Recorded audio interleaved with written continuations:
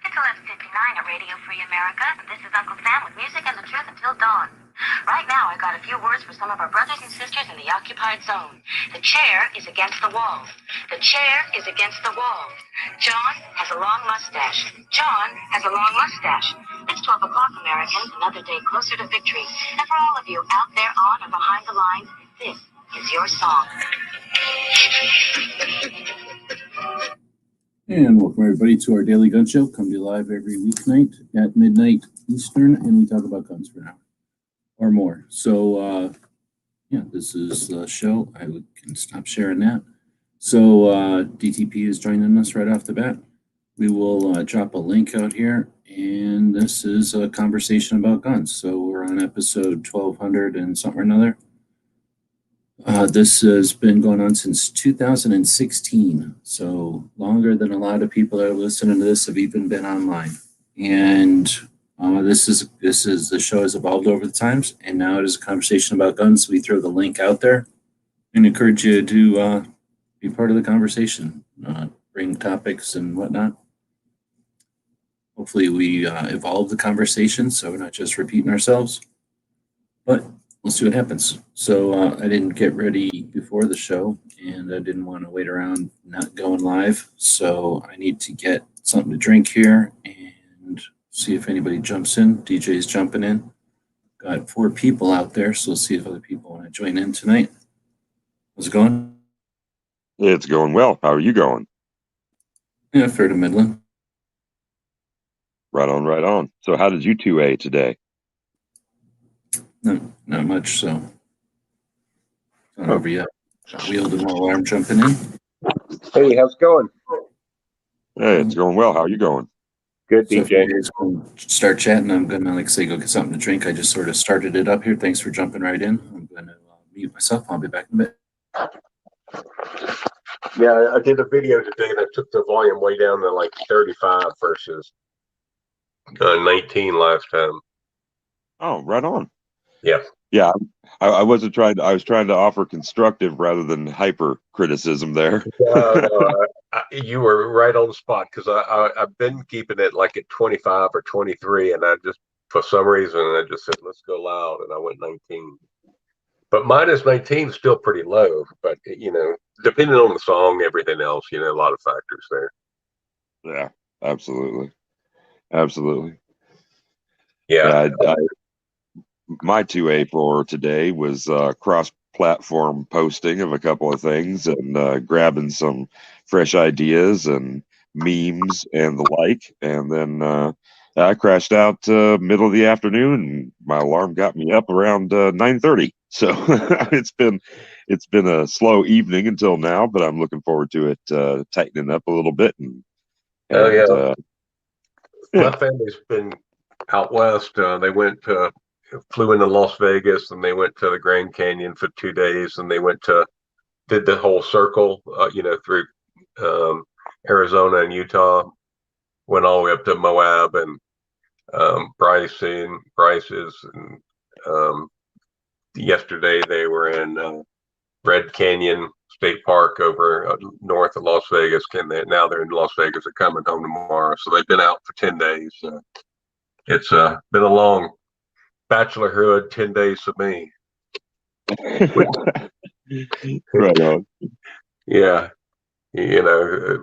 Steak dinners, a couple porns, good times. But then you miss your family, right? It gets all lonely, you're talking to your wait, you're like, oh, my family's going to be available in 2 hours. So, then you start missing them.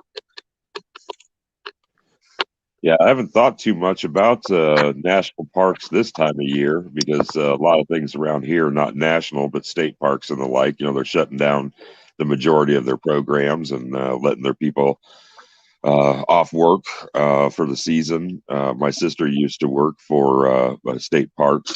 She was the head wrangler and barn boss there, and everybody was glad to have the time off after being crushed all summer by lots and lots of activity.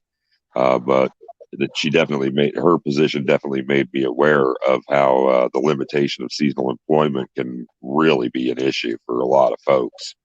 Yeah.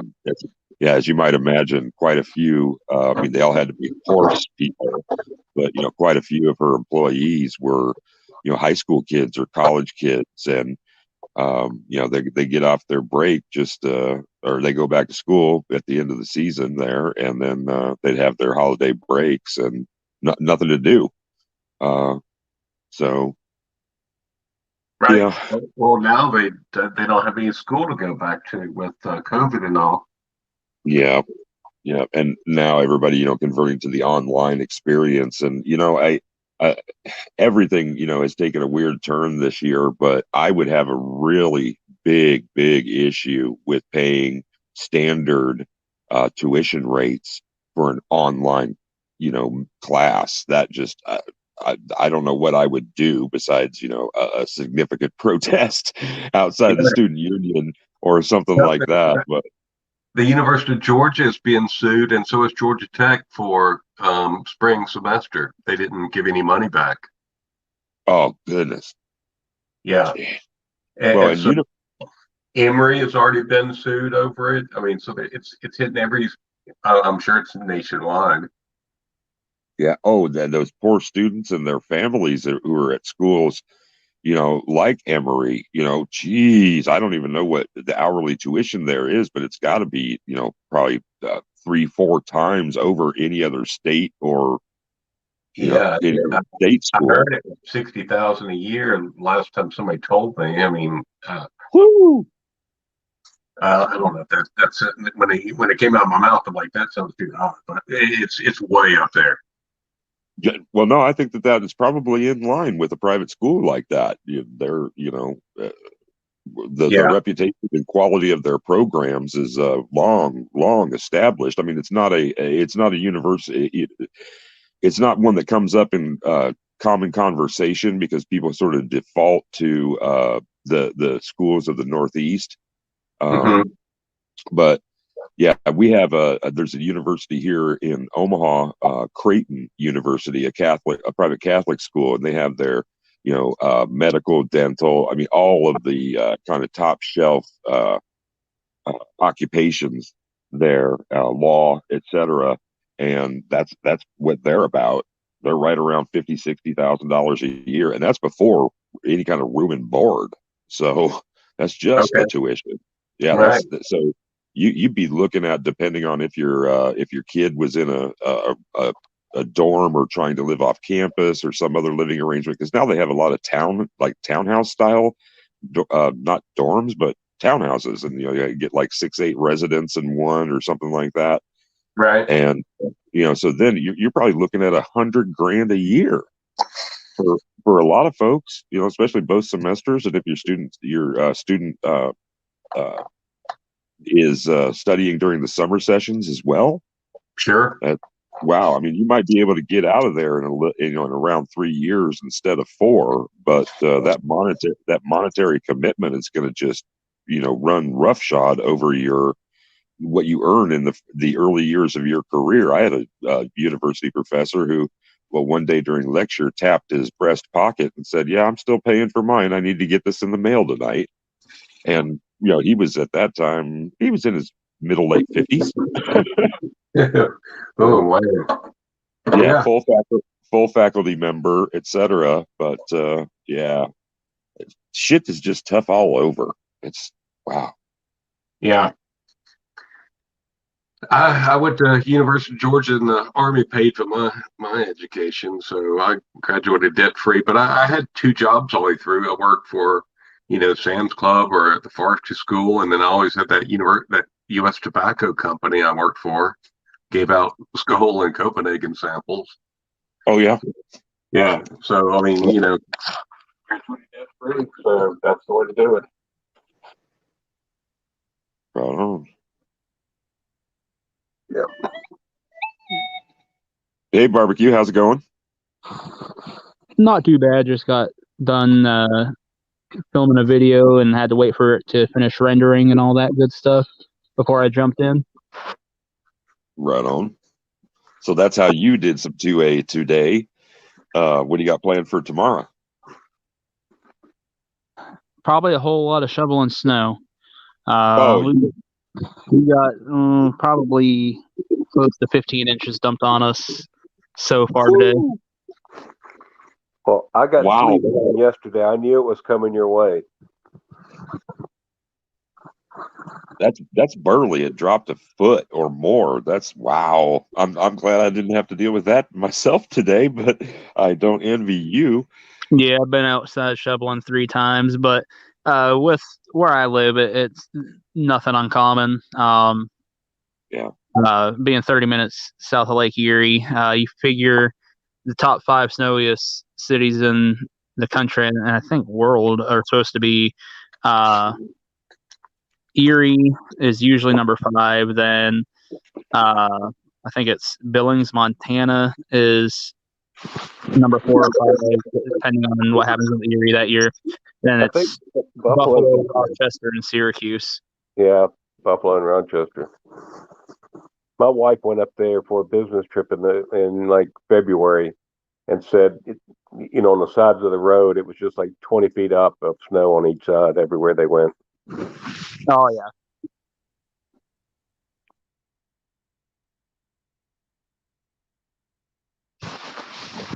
I was in Fairbanks when I was in the Desert Storm, and they said it was a real big snow blizzard year, and it was like 40 feet of snow between the Wendy's and the McDonald's. You couldn't even see that. They're fast food restaurant. Right on. Well, we were talking about Wheeld's family visiting the one of our greatest national parks. Is somebody else more familiar with regulations and guidelines about travel with firearms in a national park? It's not been something I've ever even thought about, but I think there's some specific limitation or something like that. Does anybody know? Parks are federal, so they changed with Obama to be determined by state law. So whatever your state law is the law of the national parks now. Except for buildings, you can't usually that same law. I think it was 96 or something. Whenever it was, no, it couldn't have been 96. Whenever it was 2006, I don't remember. Whenever it was, it also says you can carry, or the CCW laws apply. So whatever the open carry, CCW, constitutional, whatever that is, applies, but not in the buildings. So you can't go into like a facility or I don't know, bathroom or like to go into pay or something or museum if it's on a park. But there's not too many parks. Most everything is forest or something else. Parks are the jewels amongst the land, so they're going to be smaller and you usually have to park and go in them. They're not like you don't drive through too many. Well, there's some parks you drive through, but most of the parks are like smaller than big tracts of land. Where are you from, Wield? What state? Well, I'm in Georgia, but they flew into Vegas, spent a day in Vegas, then they went to Grand Canyon for 2 days, and they went to Bryce for 2 days, and they went to Zion for 2 days, and then up to Moab, and then back down to Bryce for one more day, and then they went north of Las Vegas at Red Rocks State Park or something like that, and back. So then They went to Knapp as well. I forgot where that was. Camping or going to hotels? Hotels. Okay.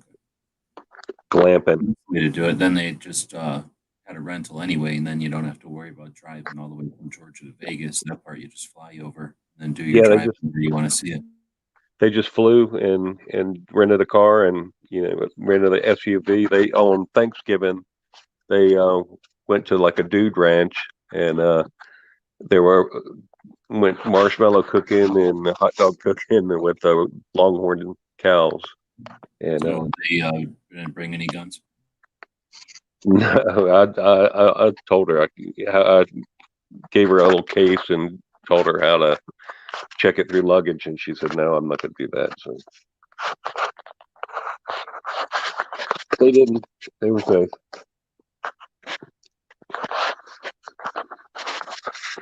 Right. She's like it. I'm always the one that carries a gun. So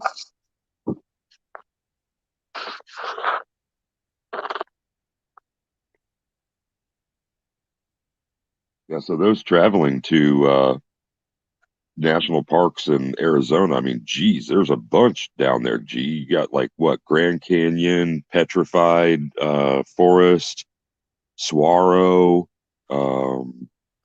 what's that Pueblo, a Monument Valley, and what's that park where one of the earliest Pueblo cultures lived? that's closed. Oh, is it? But those Yeah, are all some of days that's away closed. from each other. Not at all out. They're not all in Arizona. The first three you mentioned are in Arizona, but they're like basically a day's drive from each other in a big triangle. So there are a lot of parks. Again, it's not parks are tiny compared to forest. Forest will take up you can see a forest from space. A park, can be smaller than a Walmart sometimes. Parks are little. Not always, but there can be you could say like there's 13 parks in a state, and some of them are buildings and some of them are a statue. Like parks can be little. Got it. So I don't worry too much about park stuff. I'm like maybe Grand Canyon or something, but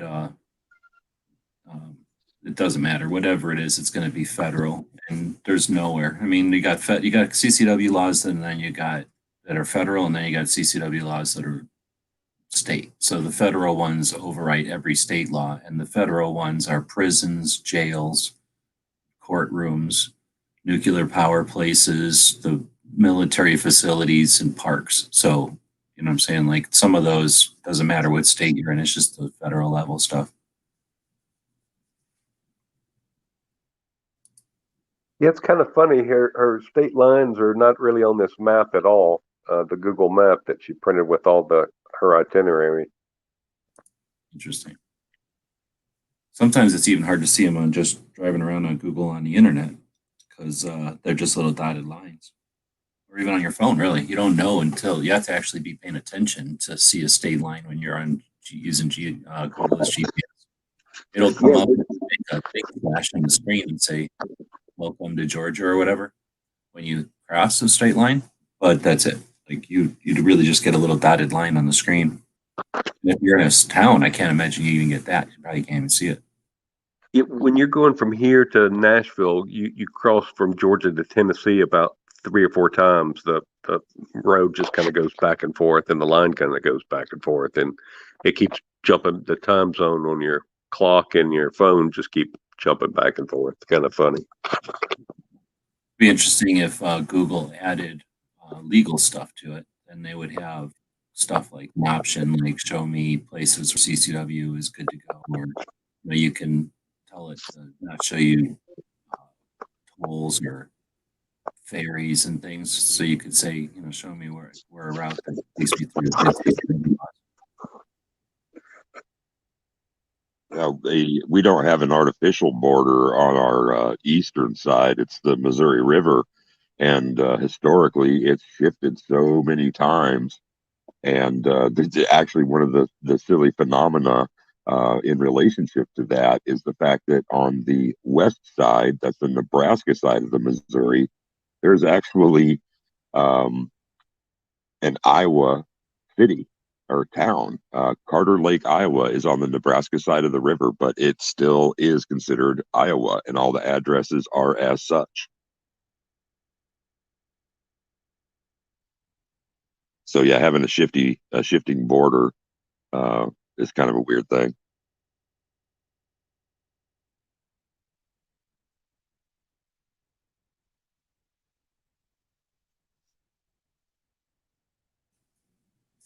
First day of the Advent. What is that? The Christmas thing? Christmas calendar? I don't know if there's done ones before.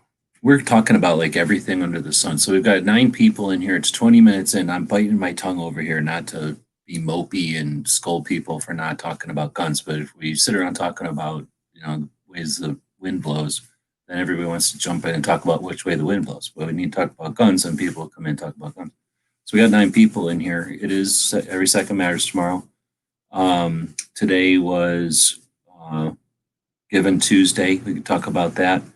It's 2A Tuesday on this one, and I'm always telling DJ we don't have to do the topics, but at the same time, I don't know. I'm always frustrated especially when we got a bunch of people right at the beginning of the show that I know talk about 2A stuff. So throw some 2A topics at us. You're part of the conversation out there. Describe the AK wreaths for Patriot out there. So basically, I made a video and posted it up there, and it was like fast forwarded. I just got the idea to do a wreath or whatever. And this was some vine I had in the backyard that's maybe about the size of a pencil, maybe a little smaller, somewhere between a chopstick and a pencil, depending on where it was on the vine. And this is some vine that grew on the back of my house. So it's like a clinging vine that would grow on brick normally, probably. It'd probably like really like brick, but I just pulled it off of my house. It was just growing on wood. So it really couldn't hold on very good. And I don't think it might have a yellow flower once in a while. But anyway, it's just some kind of vine. It might be poisonous. And then, so I ripped it off of there. And while it was still green, I just got the idea I laid on a piece of plywood and stuck one of the AKs on there and screwed in like a 3-inch nail or a 3-inch screw on all the places that you would need to if you're going to weave something around the outline of an AK and the magazine in it. And then I did that, and I just wove it around in there and kind of back and forth between those screws, and then let it sit there for, I don't know, a while until it dried out. And then once it was beyond dried out, it was dried into that position. So I took them out of there and put them on eBay, and DJ grabbed them. So you got any idea what you're going to do with them? Yeah, I have Christmas lights, chasers in red. So I'm going to weave those through the weft of the wreath, and then I'm going to have turn one of them 180 and cross the barrels so that they're at least that's the orientation I'm planning on. So crossed AKs with red pulsing lights and a white. That never works with any kind of AK, or really ARs are okay, but AKs with the curvy mag, they're going to be touching mags. So it's going to look like the letter A, kind of a weird anarchy letter A. And you know what I'm saying? Well, maybe I'll do the highlights in white because those aren't chasers. Or I could just have the red chasers coming out of like the barrels or being in a pulsing circle around it. Yeah, I'm not sure yet. Anyway, yeah, you'll have to figure it out. They're wicker, so they're not like they're just the outline of the AK. So they've got some stiffness. I don't know what that characteristic is, but they're not like made out of wrought iron or something where if you just hold the stock, they stand up, right? Like a sword or something. So when you put them on the wall, they're going to stay there. But you know what I mean? You're going to have to figure out what you're going to do with them to figure out what you can do with them. You know what I'm saying? Like, so yeah. I noticed when I tried hanging them that they'll droop. If you just put one nail in the wall and you hung them on that, it would look like a big fat AK. Like the bottom would droop because there's nothing holding the top and bottom of the outline together. Does that make sense? So, yes, whatever you end up doing, it'll either have to be, aid to that or whatever. I don't know. That's the part of it. It's just a element of some project, right? And something that's usually too big for somebody I'm guessing too big for somebody to be able to just make. So hopefully we fill in a gap or something. I was kind of hoping a gun shop would get them, right? Put it in their list. I don't know. Every gun shop I've been to has at least one closet of crap that they, obligatory decoration or two that they throw out so people know what holiday is or whatever. Just put them in there and be more of a gun type of thing. But imagine it'll work. I don't know. You're not going to leave them up all year, are you? No. No, and probably 30% of the people in the 3 blocks drop from Q Street have their stuff already up. The after Thanksgiving dinner tradition for a lot of folks around here to go ahead and put up the tree and often work on the exterior lights as well is pretty strongly established. So I usually chase in at the end of the season because I don't typically put up lights. These are all things that I used either in to ring my DJ setups or that sort of deal. But yeah, I was thinking, because I did watch how you do these. I was thinking maybe the same thing if I cut out some ply in a rough shape, so it was like almost like a mount, and then secured them and then run the lights on them. That might work out, but yeah, just not sure.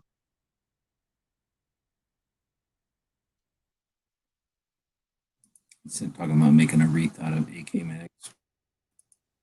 I don't know. There started to be some of that, like, I don't know, probably, like, what would you call it, like at gun shows? I don't know why, maybe for wives or something.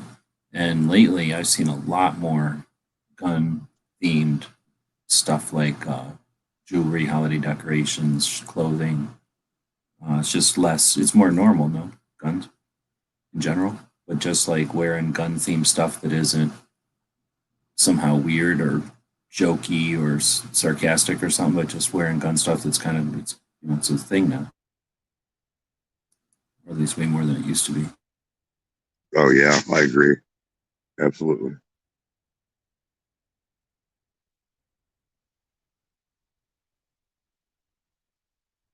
It is a little bit strange to me sometimes because it's quite a juxtaposition from at least non-verbally for the whole turn the other cheek principle, and like it's something I know mom wouldn't approve of, kind of thing, because especially I mean, Christians are right, for them at least, Jesus is the reason for the season.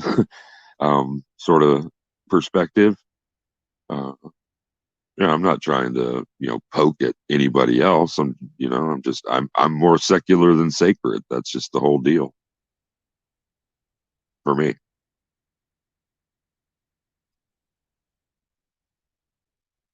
All right, well, we got 4 people in here. We got 7 people out there. That's maybe 11 people altogether. We got any other gun topics or stuff that are out there? People watching aren't sitting on bleachers. You got keywords. You're on the internet. You're participating. I went to go shoot the that shortened. It's not a shotgun, but it's a 12 gauge, semi-automatic Remington, and it wasn't even hit. I was indoor range, and it wasn't even hitting the paper at 15 yards. So I brought it up to 7 yards. And it was just so far off. I only had a few more shells, so I took it home and bore sighted it today, and I did a video of it. And it's really easy to bore sight a laser with a laser. You just got 2 laser dots that are, exactly the bore height and, distance from each other. So you've got one of them Remington semi-auto firearms and then a laser on it. Is it on the side or on the top, or where's the laser come out? It's a flashlight laser near the front, near the muzzle. Oh, and then is it in the tube or is it on the hand? Is it on the pump? Or no, it's a semi-auto, so it's just on the handguard.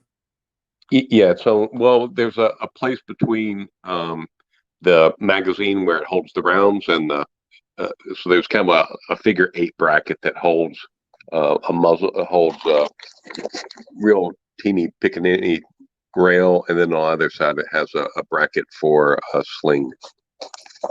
Oh, okay. So and then that came with it, or you bought it, put it on there? I bought that. So that was a Olight. It was a 1350 lumen flashlight and the green laser.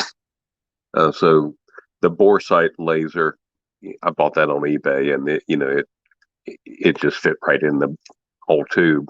So it wasn't made for. It's made for pistols caliber, but since it has a parallel side, it just fit right in the bore, and I'm pretty sure it's going to get me on paper.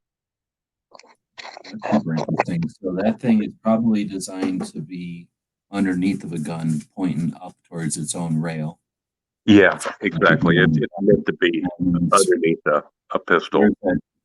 Yeah, exactly. So where's that rail on your shotgun? Like, as if the shotgun was a clock and you were looking down the barrel. It's on the left-hand side. So I'm holding, my trigger finger would be on the right, and then my hand would be up forward, and I could, go forward and turn it on and off with my left hand. So then it's probably shooting either, what was it, shooting way to the right, or was it shooting way to the left? You were shooting slug? You were shooting of I it. think it was shooting up and to the right, like when I was at in my from my dining room table to the sofa, it was about um, 14 inches apart.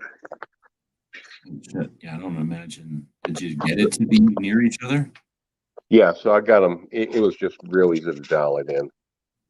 And then how far out did you make them next to each other? So then I went down the whole hallway and just turned them both on, and that's probably about 35 feet.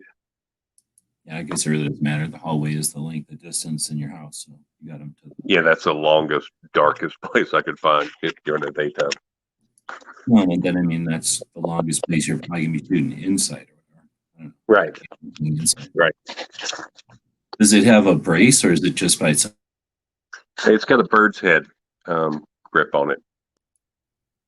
It looks a lot like the Shockwave, except Yeah, I know what you're talking about. It's like the thing from Outland, actually, right?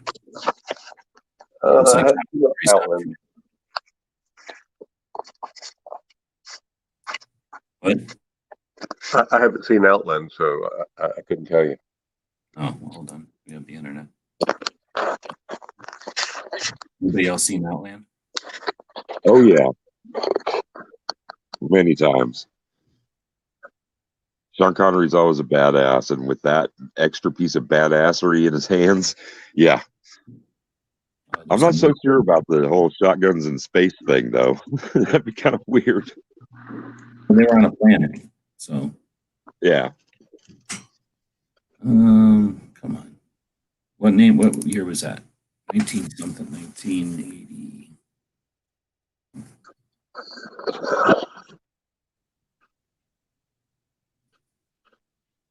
1981. Holy crap, that's old.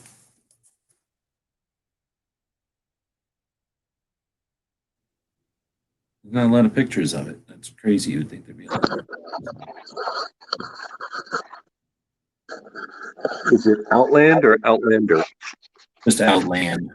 I got it here now. It's just that there's not good pictures of it anywhere. Here we go.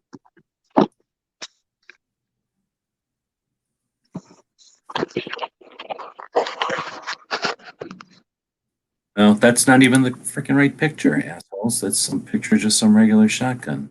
Bunch of jerks. This is him shooting it in the movie, but you can't barely see it. You can kind of tell what's going on. Can you see that in the screen? Yeah. Is that Dragon's Breath or is it just a dark shot? No, that's just a movie. So some version of movie crap. But it's a semi-auto. It's basically another 2 inches, 3 inches more than the mag, and then just a grip. It's pretty nice, but I forget. It's like a Winchester or something. It's a weird. It's not a Remington. Yeah. Only Remington can do it. Mossberg won't be able to do it because Remington has the two springs, up forward, where Mossberg has the spring in the stock. And also Mossberg has the ports way down the barrel, where Remington has the ports right where the shells are.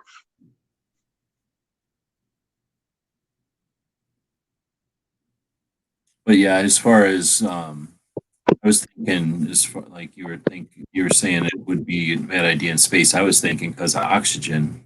I was like, well, they're on the planet. But you're saying because of projectiles, or why are you saying it's a bad idea in space? Well, yeah, and the potential for things to go 0G, or if you're doing anything other than like bird. I mean, you shouldn't be penetrating the hull, sort of thing, but any weakening would be counterintuitive. I mean, when he's using it outside, it's like the recoil from the blast, in 0G would be problematic to say the least. Well, that's so the yeah, thing. They were either on a meteor or on a moon, and they were mining or whatever. So there was gravity. Yeah. Later gravity. That's it. Except that's a prop. That's a prop that went for 2,500 quid or whatever the hell number that is. So you can tell it's all solid rubber, but it's something with the little square underneath, probably the ejection underneath.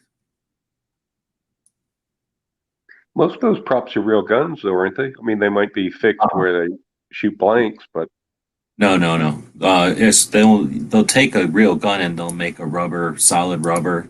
They'll make a rubber mold of it, and then they'll make either soft rubber, hard rubber, or foam props. And then depending on what they're doing, they'll just sometimes make up dummy ones. I've seen a Planet of the Apes gun that was just a prop gun that was almost just a 2x4 with a piece of it painted black. It was really crude because it was for somebody in the back. But this one was probably, needed to be seen, so it looks pretty good. But you can tell there's nothing moving on it. It's just a solid piece of plastic or rubber. And then, like, if they're going to drop them, or if they're running around a car, if they're not actually shooting the gun, then it's usually just a piece of rubber, because then they don't have to have an armor around, and they have zero worry about danger, right? Any kind of accident. But also, you're not ruining your props. Like a solid piece of rubber that's painted might take an afternoon to make. But replacing a $200-300 shotgun or whatever because somebody dropped it down a river or down something, it got all scratched. It's just a efficient thing to have a bunch of inexpensive props. And I think they do that with a lot of stuff, not just shotguns, or guns, but a lot of things. They'll just make like a fake version so that, again, they don't ruin the good one. Because there was some gun channel and they were talking about, which guns are the best, which guns, have shot more than 1 million rounds, which, because they said they shoot more rounds than anybody in the country. Who? One of the big prop companies out in Hollywood. Oh, interesting. I don't believe that, but that's interesting. Because I talked to people in Vegas, and one of the gunsmiths in Vegas turned me on to the idea of, think about the rental machine guns in Vegas. I was saying something to him and he was like, oh, I was asking him like where his work comes from. I was thinking, rich people must be in Vegas, so that's why you get all this full auto gunsmithing work. He's like, no, it's these full auto places or these rental places. They break guns constantly. They go to 10,000 rounds in a couple of days. So they've got ammo contracts. I mean, I don't want to point fingers, but if everybody's bitching about ammo, think about all the people that come here and just rent, thousands of rounds every weekend. Thousands and thousands. There's ammo contracts. There's factories that just, ammo suppliers that just supply these guys. They get pallets a week because they're paying top price. They never have to worry about it. There's except for people going or not going, like, actual shutdown or some shit of Vegas. People come internationally. That's an international recreation. That's people from all around the entire planet get to come to Vegas and experience Second Amendment freedom. And they do. So those guys they said they're just rebuilding guns constantly. It's changing the whole environment. And that's why another reason I'm super frustrated, because we don't get to talk about cool stuff like that. We always have to talk about what the media wants us to talk about, or what afraid people want to talk about, or what exploiters want to get people hyped up about. But yeah, without an NFA, or just even with just the way we are right now, with just paying more attention to what's happening, like, think about, like, right now everybody's renting certain guns in Vegas. But what if they just changed their tastes and they started renting other kind of guns in Vegas? That could literally change our whole industry. But anyway, that's a what if. But anyway, I think that when you said that they shoot a lot, that makes sense that they would shoot a lot. But I just don't think they would, the clarifier, shoot more than anybody else anymore, because I'm thinking some of those places might be the people that end up, at least those guns might have the most rounds going through them. And then, of course, there's military stuff that those guys, certain things in the military train no matter what. There's units in the military that shoot more ammo than the entire Marines, right? So those kind of people, whatever guns they're using, they're probably not, I don't know how it works, but I doubt they're using the same guns to train daily that they would take on a mission, right? So they've probably got piles of guns all over. So, I'm saying, some of those guns probably get really shot the hell out of because they are occupational, whatever. They need to shoot them all the time. I was on the National M60 team, and we were shooting between 25 and 5,000 rounds a day, 6 months out of the year. The 60 or 16? M60. 6-0. So how come there's a national 60 team? Who do you shoot against? Everybody, all the other units that have a 60 team. Everybody has a 60 team. What? Every unit in the Army has a 60 team, and it's kind of like, like March Madness, so you play everybody on the division, competes, and then everybody, all the local divisions, and then ICOM, and then you get all the way to the nationals. I never even heard of it before. I had friends that I never heard of any of it. Like I guess if I would have looked into it, I probably could have done something, but I knew a guy that was on a pistol team and he got a 1911 and maybe an M16, but I don't remember. I know he got 1911 because that was interesting because they didn't use 1911s anymore. They were just switching when I was a kid. So anyway, but I knew that, his deal was he was in either the guard or the reserves. I don't remember, but part-time. And he would go in and shoot whenever he wanted. That's the main thing is that I was jealous of. He could shoot whenever he wanted. And then he was like required to go to these matches occasionally, but that was about it. So I was like, dang, you get the best of all worlds. You can go shoot whenever you want. And then the only thing you really got to do is go shoot also. It's like big deal. Like the only downside, you got to go shoot when they tell you to, but otherwise you get to go shoot whenever you want. And he literally could just, like you said, just grab thousands of rounds of ammo and shoot it through a 1911 until he was just freaking awesome. He was really good. He was good. Yeah, the only people that were on our level were the National Guards. They also competed against us. But I didn't know they had a 60. So do they also have a 16, or am I crazy? Was there a Garang? Yeah, they got a 16. I know there was a 16 as well.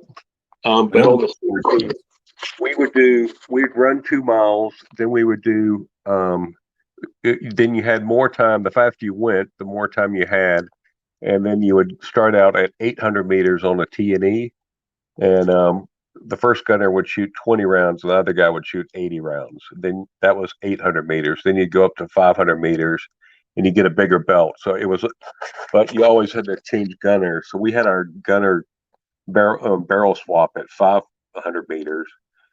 You had to change a barrel, and we could change our gun and barrel and reload in about 1.5 seconds if we just practice it thousands of times. Wow. Yeah, it was crazy. And then because you only had so many seconds to shoot all your ammo, and a lot of guys wouldn't even be able to shoot it all. And then you go down to 300 meters. So 300 What do you meters. shoot now? Like a blanket? What do you shoot now? Like a blanket or something little? You had 2 human silhouettes that were black, and then you had a white background, and so the background was 4 foot by 4 foot, and so white background was 1 point, black was 2 points, and when you're out at 800 meters, it was a 4-time multiplier, and then when you went to 300 meters, 500 meters, it was a 3 multiplier, and then when you went to 300 meters, it was a 1 multiplier. But you had a bigger belt. You stay in the same. You always shoot that in the same place, or everybody shoots it where they're at. There's a berm, so everybody goes at the same time. So everybody's got parallel targets downrange. Oh no, I mean the matches are in one place, or the matches are all over. They're all over. Every base has a range like that. Oh, so you're saying, because you said every unit, and that's not true. Every unit doesn't have. I know shit tons of unit don't even touch an M60. But you're saying every base has, or every large base would have a M60 range. Yeah, I gotcha. So if they had places to shoot a 60, they had a team for it, basically. Pretty much, I'm sure. And also the National Guard. Right? That makes more sense. That if you got the facility, then you're going to you want people to be trained, so you're going to make some kind of competition and get them doing stuff. Right. That's cool. No, I never even heard of such a thing. They didn't have nothing like that when I was around. So that'd be neat. I shot a 60 only in basic, and it was neat. But you're old as hell then, because they got rid of 60s right after me. I went to SAW or whatever. Yeah, the SAWs came in when I was there. So they even had the 60 competition the year after, even when the 60s were gone. Oh, I see. It's like sort of like the 1911s for the teams, because that's what they're used to shooting, and it would screw all the old guys who were used to shooting the old platform and make all it would only let the new kids ever compete, really. Right. Let's see. So I guess we lost the audience. We need to figure out. I'm gonna start threatening instead of moping. I'm gonna start being angry and threatening at the beginning of the show, like make people join and threaten them, like call them names and stuff. But that's still, you're watching the show. You're not in bleacher seats. You got a computer there or a telephone. You can wiggle on the telephone and still make words happen. So do some kind of wiggle or make something happen out of your brain that makes it affect here, so that we can interact with it. That's what it's all about. What's the cyclic rate on an M60? You know what? We saw the reason our team did so well was we shot single shot. Oh, interesting. So when you said you got to eat the belt, so like out at I'm just going to ask you, and I don't want to be a dick, but I'm assuming if you won, you have to play it like golf. Like you go in there like a professional bowler. I've seen people bowl, and then I've seen professional bowlers, and they go at it like a doctor, like they know what they're doing. So is it like you take single shots at the distance, and then you haul ass, and then as you get closer, you're just dumping because it's easier to dump and make the score? So at 800 meters, that's where you got to, like, I was the most precise at 800 meters, so I would shoot the 80 round belt, and my finger was a little bit slower than Kramlich. So Kramlich on the 500 meter, when you got the really big belt, then he would shoot that, and then then I got the really big belt at the end, but it was just a single shot, so your finger would just give out, because every shot, was a single pull, but you'd fall into that rhythm. And then we had a spotter that was watching the vapor trail, and he could tell us where if we were hitting or not. So we had this guy, Sergeant Collins, and he could just watch with some binoculars and say higher, higher, higher, left, left, left, and he'd get you on target. So you've spent a lot of time around a 60. This is what I remember, and I always talk about it because I don't have much experience with them, except maybe lugging them around, not shooting them around. But shooting them, you had in basic, I don't know if you can remember back then, you had to learn about stuff, and then you'd either go watch it get shot. Well, you'd almost always watch it get shot, no matter what it was. But then sometimes you got to shoot it. Depends on what it was and if it was expensive or not. So with the 60, you learn about it, and then you fix it a bunch of times, and then you go shoot it. And the way that you go shoot it is they give everybody a piece of belt, and then you go wait in a line like you're used to. And then you get up to it, and the first person lays down and shoots. It's their belt. And then the next person in line lays down, and they're the assistant gunner or whatever it's called. So they're like supplying the belt in, like standing there, because you got to learn how to do everything. And that means you got to assist. You can't, crew fed stuff means there's a crew, right? So sure.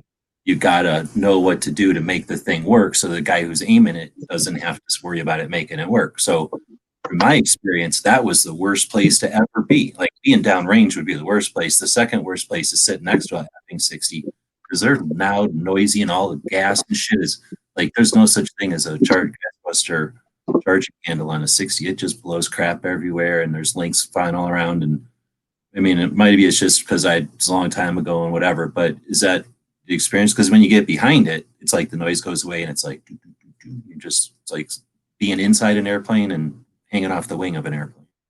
If you're real close to it, it's not as loud. If you're so there's a the team was 4 people, and then the fourth person was just the alternate, and basically he carried the tripod. He had the and ammo, because we had to run with ammo as well. That was like 200 pounds or something. That wasn't light, was it? Yeah. And so that he had the worst position. So he was over about 6 feet off to the right, and it was much louder where he was than, right behind or right beside the gun. Okay, so that's maybe what I remember, because I remember waiting in line for that thing, and everybody was shitting themselves like, holy crap, this thing's going to eat us up. And then you get up there, and it's like, oh crap, this ain't nothing. This is fun. Like when you're sitting next to it or behind it, really. It's yeah. When you're behind it, it's perfect. But when you're 5 or 6 yards, if you're on that left-hand side, that's the crappy side to be on. That's where the ammo's spewing out too. The hot brass. Now, I heard that the Army had actually done a study on some of these big machine guns where They were trying to figure out what ones were most reliable and whatnot. I heard the M60 was terribly unreliable, where something like every 12 or 1500 rounds, it would have a catastrophic failure where they would really have to tear into it and replace parts and whatnot. Is that true? No, we'd get 50,000 rounds out of them without any problem. What we did was we would go through about 20 different 60s and we would find two that had matching barrels. So it didn't matter where the point of aim was, as long as you had two barrels that had the same point of aim, and they varied greatly. And so about every 4 months, twice a year, we'd have to change guns and find new barrels. So we were shooting probably 15,000 rounds a week. They go through a lot more ammo than that. The problem is people over clean them, and they really like to be shot dirty. Yeah, a lot of those things, especially the old time guns, were designed by the guys who invented them to be lubricated by their own use, right? Like shotguns and stuff, like they blow themselves clean and stuff. So if you start going in there, taking them clean and dry, Gee, I can barely hear you. oh, is that any different? A little better. I don't know what I did different. There you go. I'm just saying that, yeah, the old time designs were sort of made to be shot dirty, as opposed to when you clean them off, there's a lot of metal on metal and stuff. They kind of just designed them to have some grit in there to be lubing it up, so to speak. Absolutely. I mean, when we would clean them, a detail clean, they would be crappy for about a week, and then they start getting better, and then there was a diminishing return. When it got too much particle mass in there, we would just just kind of wipe it off with a towel and then oil it back up really big, and you could get a lot more use out of it without having to go through that whole too clean process. So it was kind of tricky. That last year, my national competition, it was just one of those bad lucks of it being too dirty, which we were on that downhill side of it, and afraid to clean it, and afraid to go too much dirtier, and didn't really know where we were in the whole status. Yeah, a lot of that is being right in the sweet spot of your machine, right? Or your machine being Yeah, the year before when we won the whole thing, it was just right in that sweet spot. How many rounds do you think? So you were wearing them out, like you got done with them, and they tore them apart. Like you guys probably were wearing out ovals out of holes and stuff when you're shooting them that much. Yeah, I mean, we were the armors. They were just like freaking out because they had no idea that we were saying, "Hey, can we see 20 of them at once?" And we were checking out 20 of them, and they all have like dog tags with serial numbers on the barrel and that match the serial number on the gun. And so we were cutting off the dog tag and matching them up to two barrels that shot the same. And the armors, once they came over and saw what we were actually doing, they were like, "Oh my God," trying to stop us. And we had to call our colonel that was in charge of our unit to back him off and let us do what we had to do. But the only serial number on a 60 number barrel is on the bipod leg, and it's just a dog tag that matches the serial number on the gun. And that's more for like if they take 6 inventory, yeah, together, yeah. Now, if you, I don't know, they're not cheap, but if you had access to get one, would you, or are you sick of them? I wouldn't get one. They're too damn heavy. Yeah, I mean, I'd love to have one, but I wouldn't say no. But I wouldn't want one. I'd say no because they're just too annoying, and it's I don't know what they cost. I'm guessing they cost 50 grand or something at this point. I think the last time I ever heard of one selling it was 30 grand, and that was years ago. Yeah, so they're not cheap and they're neat. I mean, I like them, but as much as I like a Spaz 12, and if I had one, I would look at it occasionally. I'd never shoot it, and it would just be sitting there getting scratched up. And so anyway, I Yeah. wouldn't want one. Same here. I mean, unless somebody came over with a big bucket of ammo, it wouldn't get shot. Well, that's what I was going to say. So how cool would it be, and why isn't there this? Why don't clubs exist where you have an indoor and outdoor range in the clubhouse, and then a collection which the club owns, and it's like some sort of a situation where it's like I don't know what you call it, either a trust or some sort of a joint partnership thing where when you're a member, you have access to the stuff to shoot. Maybe there's like an armor or some sort of weaponist on duty all the time, like a valet, a gun valet. Is that a thing? Mhm. They would or a gun caddy, like they bring it up, and then sort of like being at one of these rental ranges, except only the people that are members can have access to the stuff. And then that way you wouldn't have to own everything. The club would own it, and you'd have access and to things that nobody would like that. Like, there's certain things that would be neat to shoot occasionally.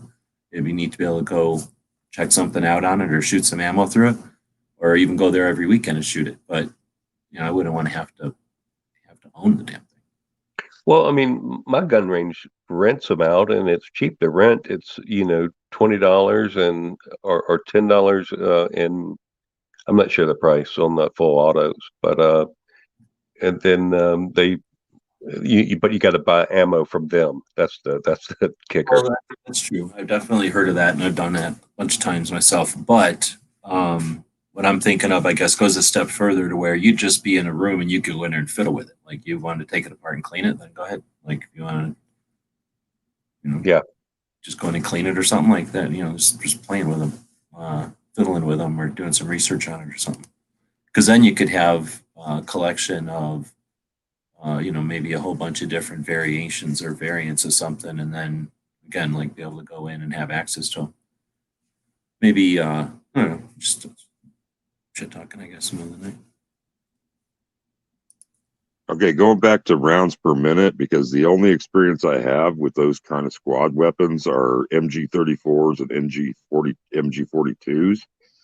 The 42, being Hitler's buzzsaw kind of thing, it does buzzsaw through a full belt in like a blink. 34 not as fast, so where does the M60 fit in? You pick the fastest gun, though. I think that's like the fastest gun. That German. Yeah, it's a 42. It's just you depress the trigger, it's gone. Yeah. Somebody said like they put when you train on that, they put a thumbtack on the trigger, and by the time you feel the thumbtack, you've already shot off 40 rounds or something like that. Right on. Yeah, the 60s, no, nothing like that. I think the cyclic rate is something like 80. I'm not sure. Maybe 140 rounds a minute or something like that.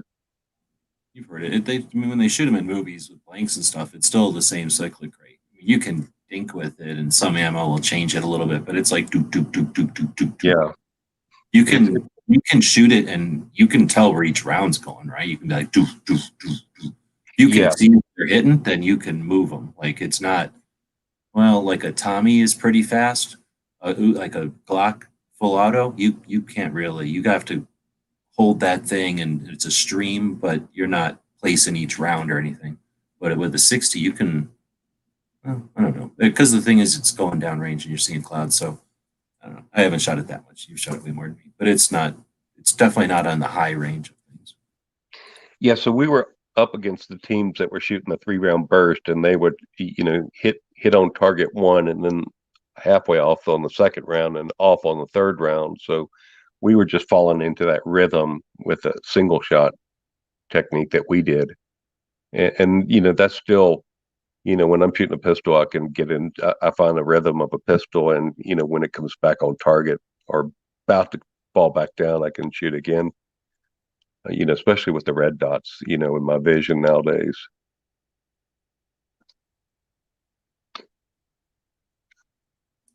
Snub's got a question out there, and then that made me think when you were talking about that shotgun. I think I found one of these things from Laser Light, I think it was.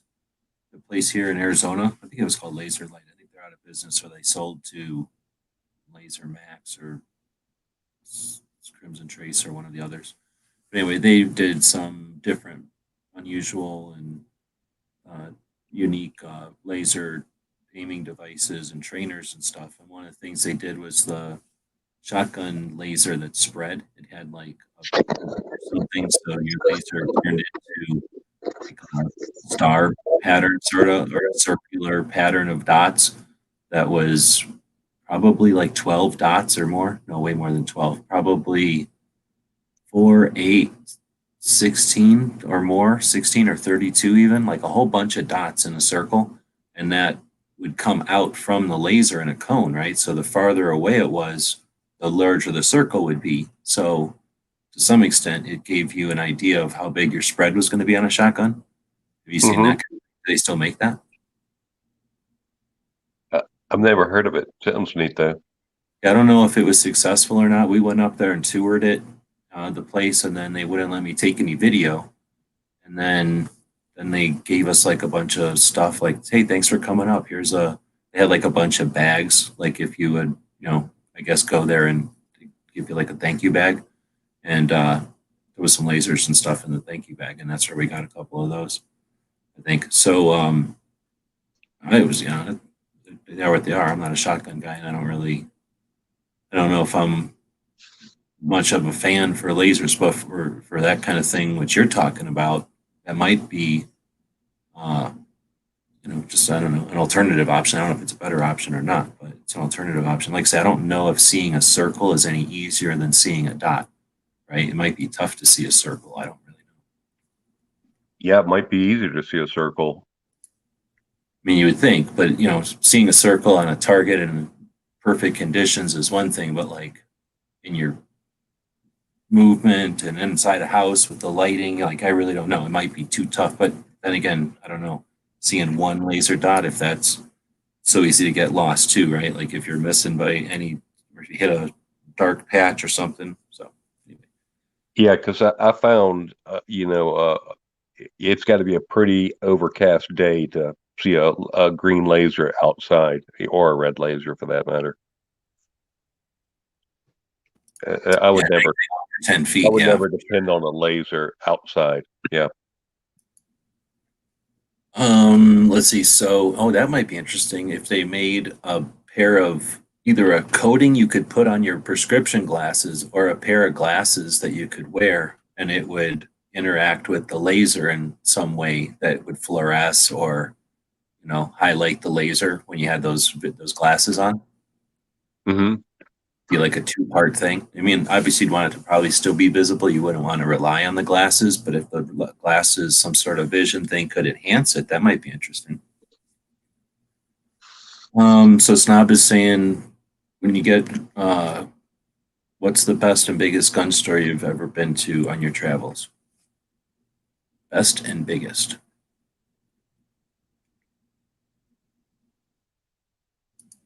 Anyone?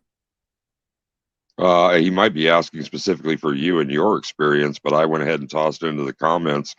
About an hour west of me is DE Guns. They're just on the outside, east side of Lincoln, our state capital, and it's 110,000 square feet on 30-something acres.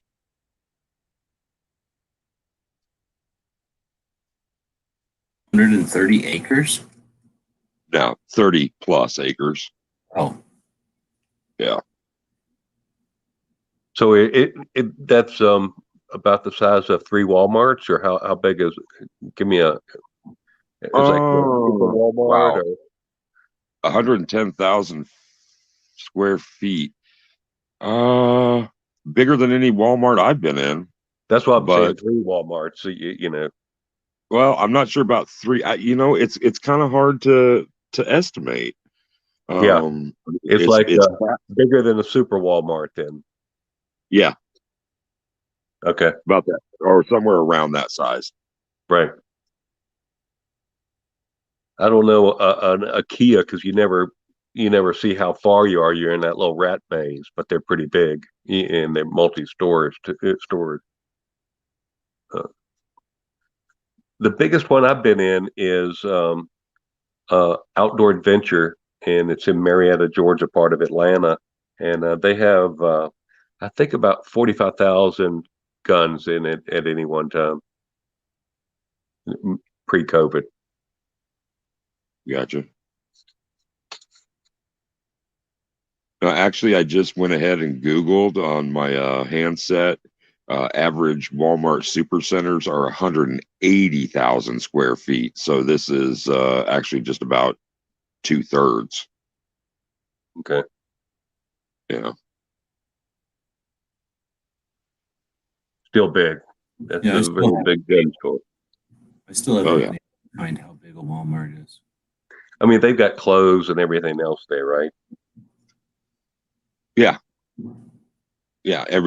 Pretty much a one-stop shop. So Tree stands and every kind of sport you could think of. not so much like a Cabela's or a Bass Pro or something like that. I mean, they have some, but not so much. It's not diversified into general sporting goods pretty much at all. So you cross in and it's big ante room, and then you walk past the long shelves of ammunition. Well, you used to, and then it just kicks open into displays, and so it's like being in the gun department of one of those big outdoor stores, but the whole store is the gun department.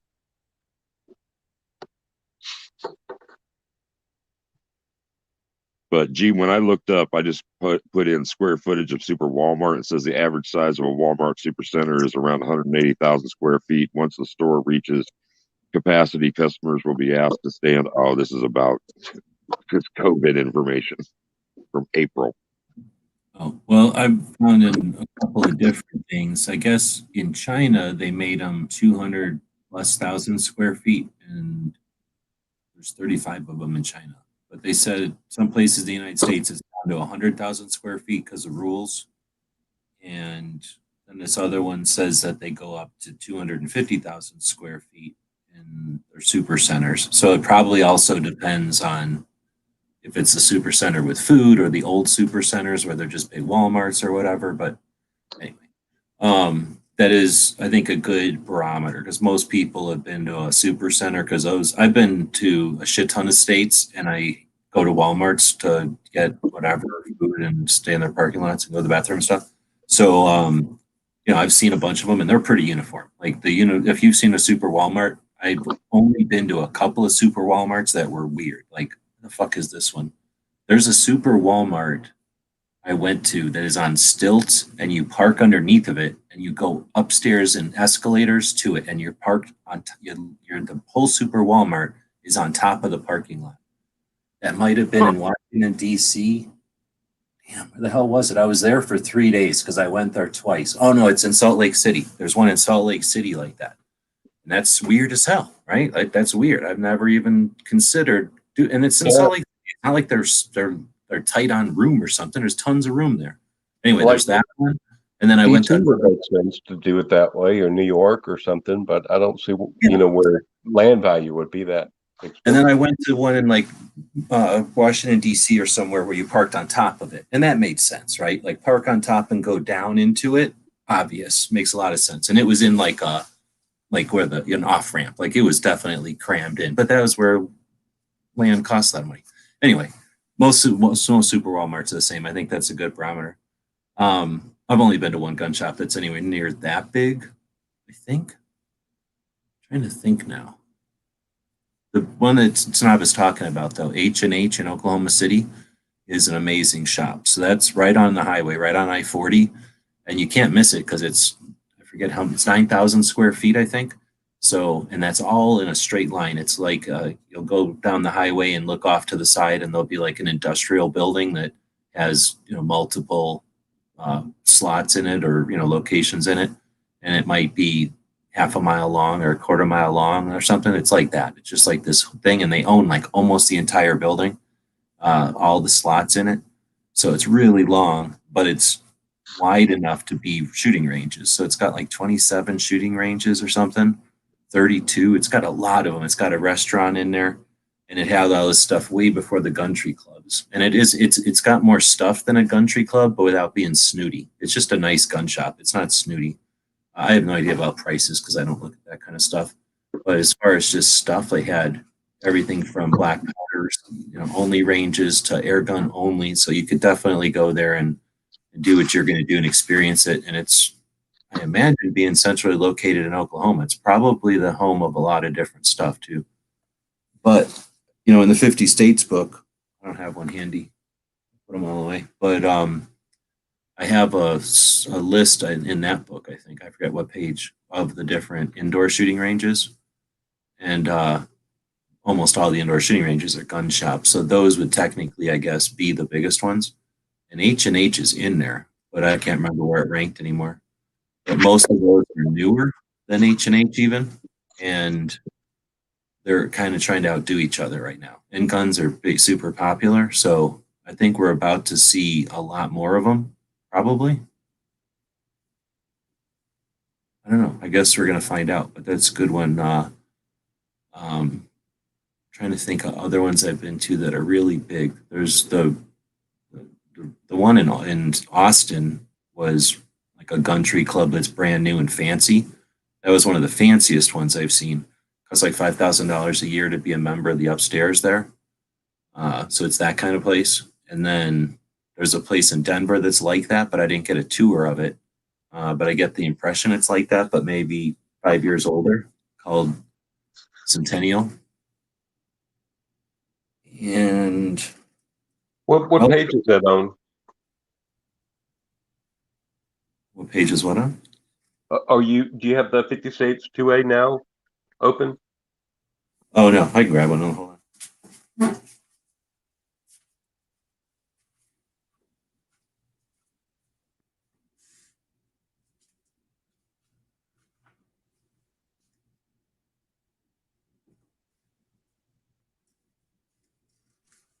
Hey, barbecue. What's the biggest store you've been to in Pennsylvania proper?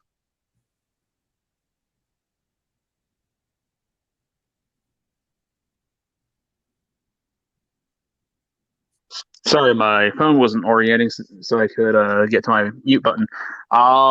There's a store called Grace's in Clearfield, PA. It's about 2.5 hours from me. I've never gotten to go there.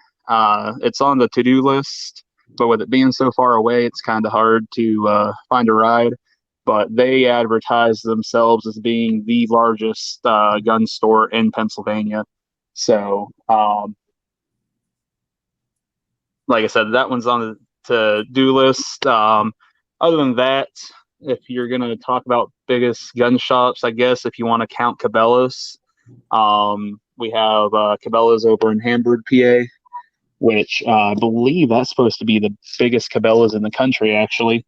So they've got a pretty good-sized collection over there, but I don't know if I'd exactly count Cabela's as just a gun shop, obviously, because it's more just an outdoor superstore. But yeah, I need to get to that Grace's. Other than that, like I always say, I'm inside country, so most of the gun shops here are just your pump action shotguns and hunting rifles, and of course you got your variety of handguns and whatnot. But they're just the small mom and pop shops. And say, although now this obviously doesn't really count as a gun store, but when I was out in Nebraska, a decade ago, the girl I was seeing, she took me to a gun show at the county fairgrounds there, whatever county Columbus, Nebraska is in. I can't remember the name of it. But that was awesome gun show.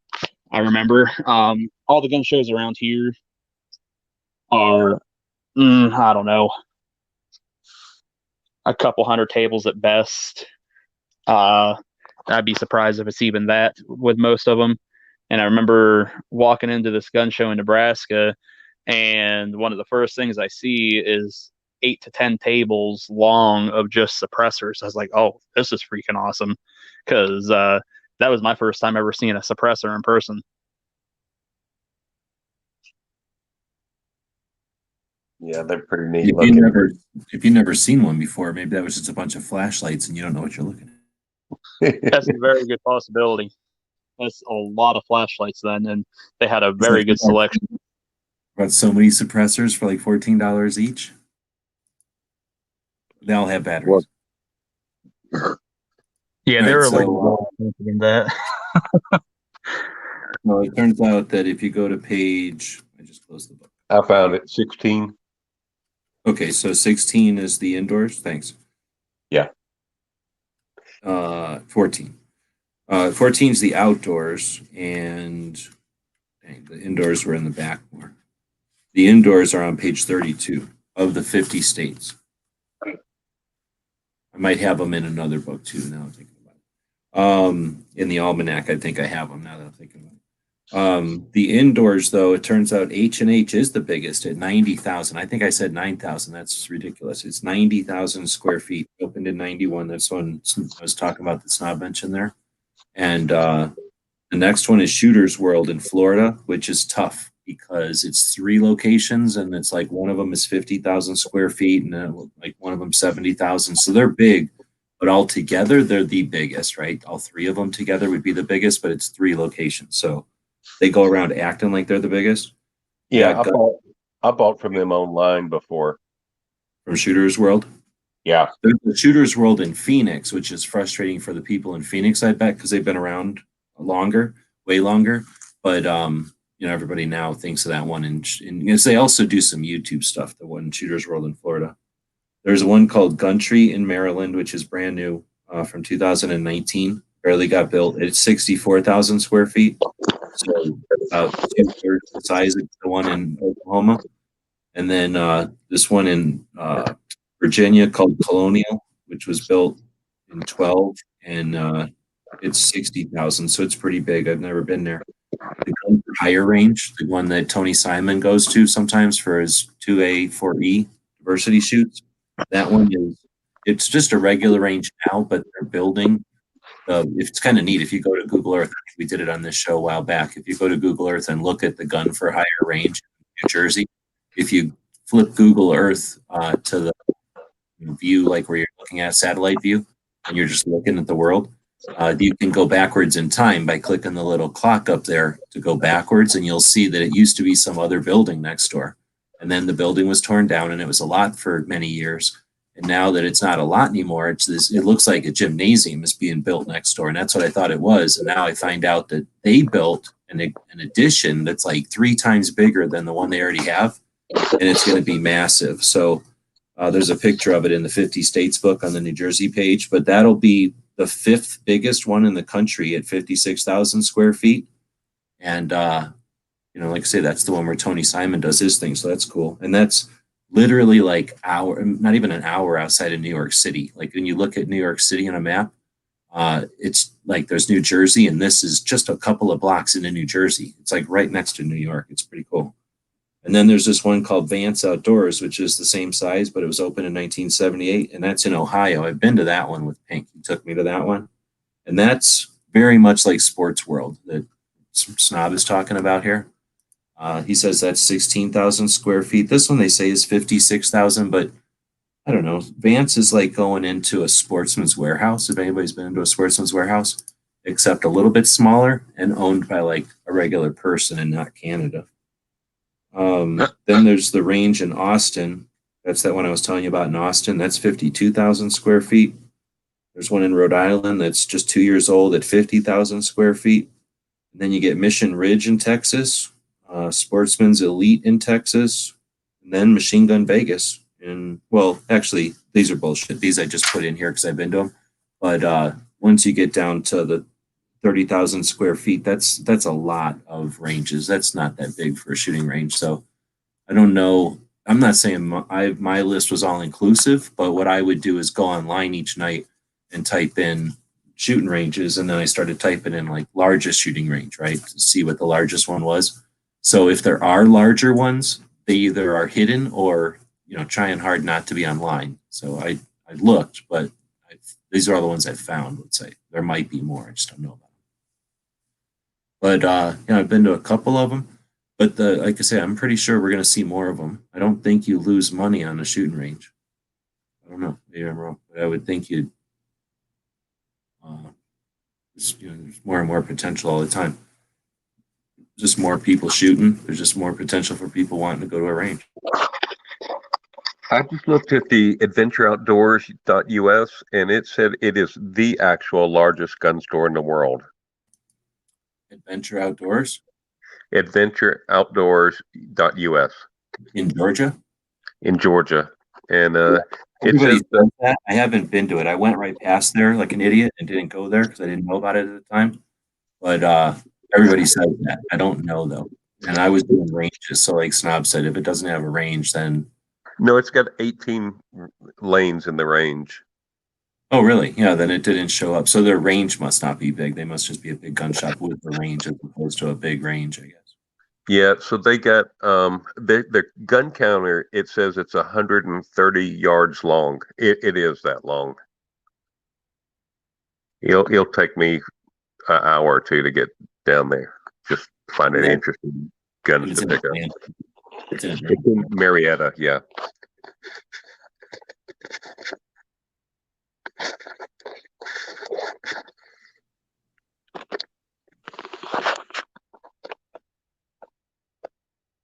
It's I think it's an old lumber, like a old Home Depot, not the supersized Home Depots they have nowadays, but one size smaller.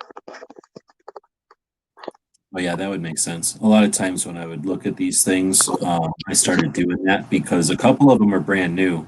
And when I was trying to find something like how many square feet is it or something, they don't necessarily tell you because they just don't think to tell you or they don't care.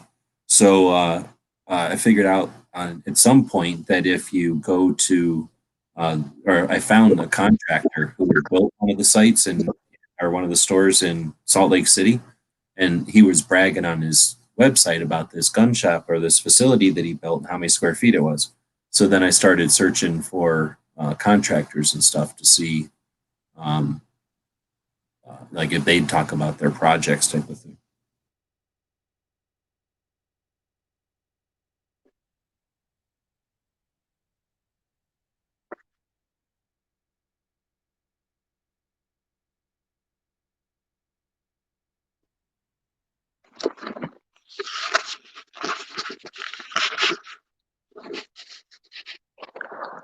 So I was watching something today, and it got me thinking.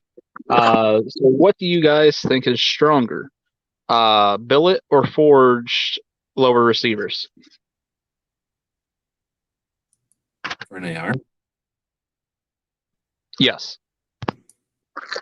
Depends. Unless it's high quality. I read that forged are because the metal is poured and not cut. And so the strength of the metal is all flowed in together versus carved apart. Right. It's just that that sometimes for fancy stuff they'll just go way beyond to get an extruded part that has perfect grain and then cut into it to be the ultimate strength. But I don't know if they do that stuff to ARs because I don't know if they can extrude an AR lower.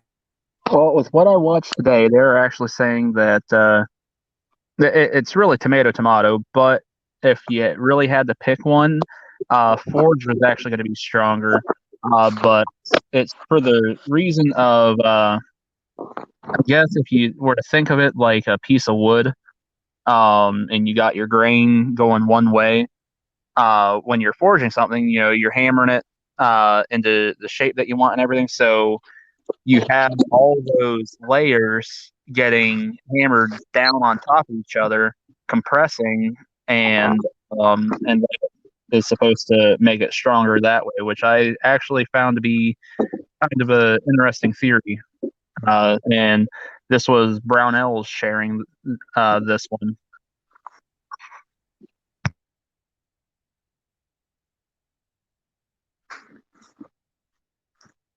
Yeah, because the high end guns all seem to be bragging about being billet as well.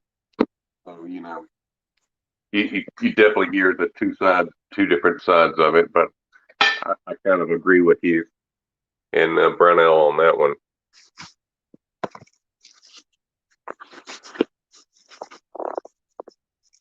Wouldn't that make Damascus a lot stronger than it actually is because it's folded so many times? Because I only have experience with that in blades and shotguns, but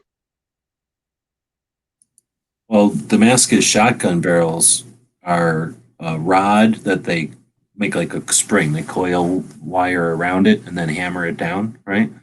Where a blade would be like sheets folded on top. So I bet you it's just, the reason a shotgun barrel is weak isn't because of the Damascus, but I think like the way the Damascus is in there, like if it was a chunk of Damascus, maybe I don't know if it's the Damascus that's inherent. I think it's more of the just the way that they made the Damascus barrels back in the day. okay. Because in blades, it's folding, and you actually you laminate all of the layers into a billet, and then you pound out the billet. Right. So it's characteristics of the different things that you switch together. But yeah, I think it's even though it's Damascus, I think it's a different process on the barrels. So it's not like they took Damascus metal and made barrels out of it. They made the barrels in a Damascus way. Maybe that's what I say. But anyway, I know that those barrels are weak, inherently because they were made for they were built for whatever they were shooting at the time, and our stuff is more powerful now, or they get old and deteriorate, and they're not as strong as they were when they were built. But you also don't see any kind of anything, except for those 1911s maybe that are made out of Damascus, which are more like art than anything else. Like you don't really see any guns made out of Damascus, and if it was better, it's not like anybody would spare any expense if they were going to make something good. They'd make it out of the best metal, right?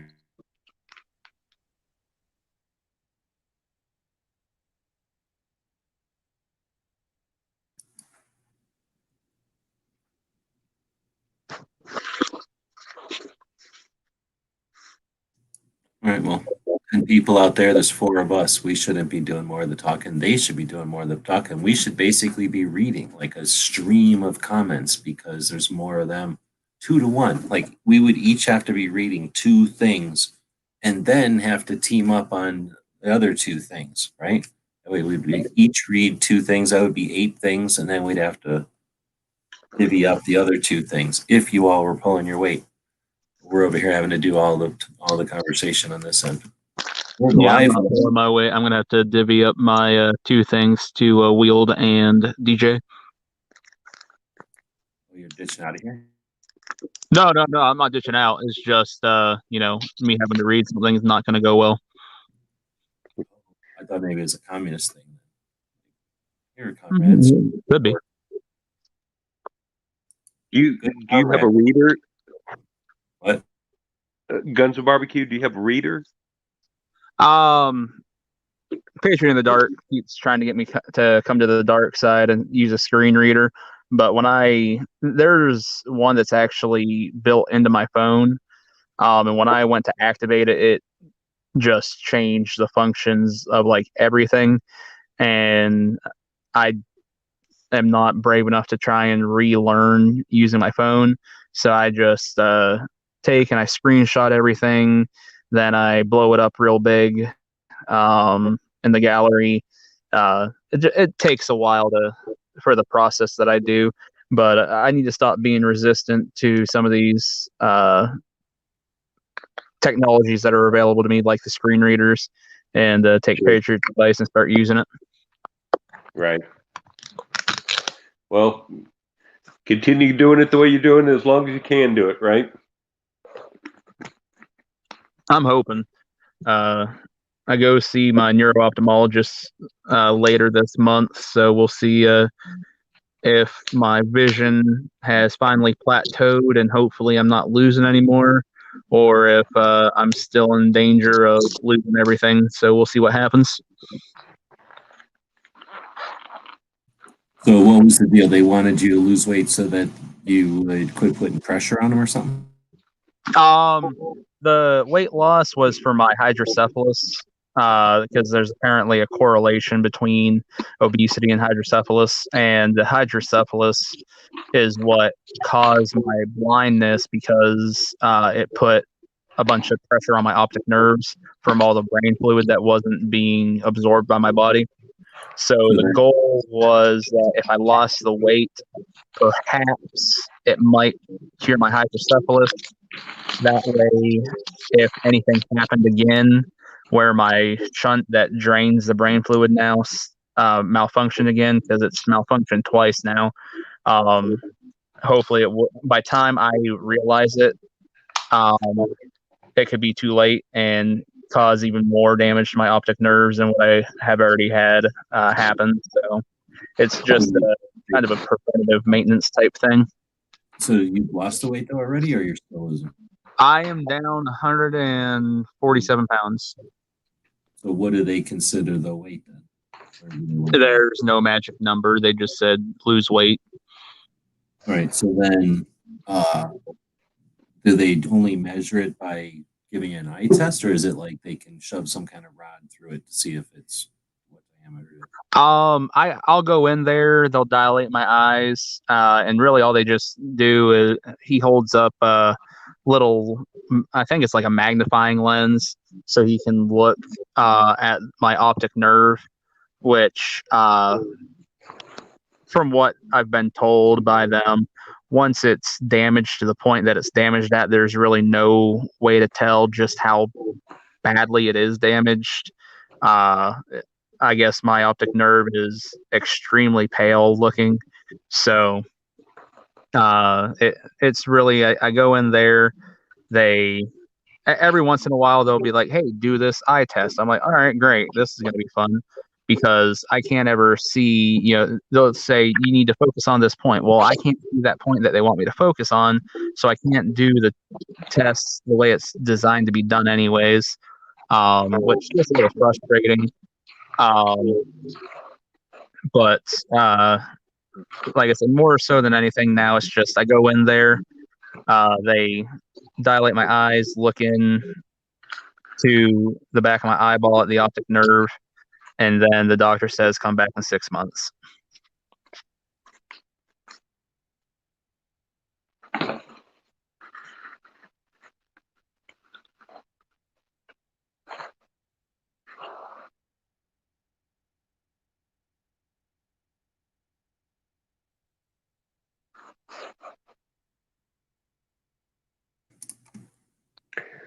I've been trying to change subjects a little bit. I was trying to figure out a way to hold magazines in a competition way on my wheelchair, and I have a holster on one side, and so what I did was I got these dual mag universal mag holders, and I've got a piece of Kydex that I molded into a L shape, and it goes under my cushion in my wheelchair, and then bolts onto that those two mags, so I can.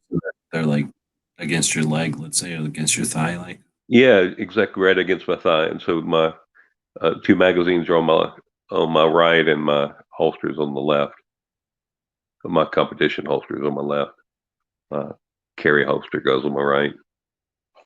I was going to say I don't normally recommend them because I don't like them, but the magnet deals, would that work for competitions, or you got to worry about crud getting into there? Well, my chair's titanium, so it's not magnetic.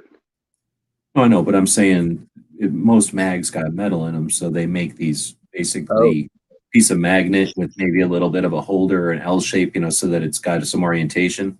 But that way, there's no physical thing holding the magazine, just magnetism. You just have to grab it. The thing is, they're probably weird because if you grab them wrong, they move, right? They're not like a mag, like a holster or whatever, mag pouch where, they're foundational to your belt or whatever, or your chair. Like these would probably move if they were on a mag or a magnet. I don't know if that would be good or bad or what. Yeah, I don't know. I mean, I was just keeping them between my legs, and anything's better than the way I was doing it, right? But they were kind of sympathetic. They were like, well, it's not. There's no rules that says you can't keep them between your legs. It's just nobody else would ever run around with magazines between their legs. Well, that's the thing. What competition is this? What kind of sport? Well, it's GADPA, and there's no. It's just a Atlanta League. It's Greater Atlanta, whatever. Greater Atlanta DPA. I have no idea what the acronym stands for. I think it's 5 letters that was available.com or .org. Yeah. Sometimes I'm just thinking that the competitions are either focused at speed or accuracy competition type of matches, or emulating the self-defense type of practice scenario type of thing. So is it if it's trying to be scenario based, then they'd probably say put your mags where you normally carry them. Don't put them in a fake place where just for the game, like they're easy to get to. Put them where you normally get them, so you're challenging yourself. But if it's the game, they're going to say put your mags, right where you can get them, so that there's the least amount of effort, so that you're fastest and you can get the best score, right? Right. So everybody has to wear these little funny vests that act like it's concealed. You're starting from concealed carry, and so kind of everything has to be underneath your vest. So your holster and your magazines have to be on your belt under the vest. And so I have a fake binocular cover that I pull off of my holster, and then my holster is underneath that. So that's how I conceal carry it. Yeah, then I would say, I don't know, are you gonna be able to use that thing for normal driving around? No, I wouldn't. I carry it under my wheelchair. I carry extra mag there.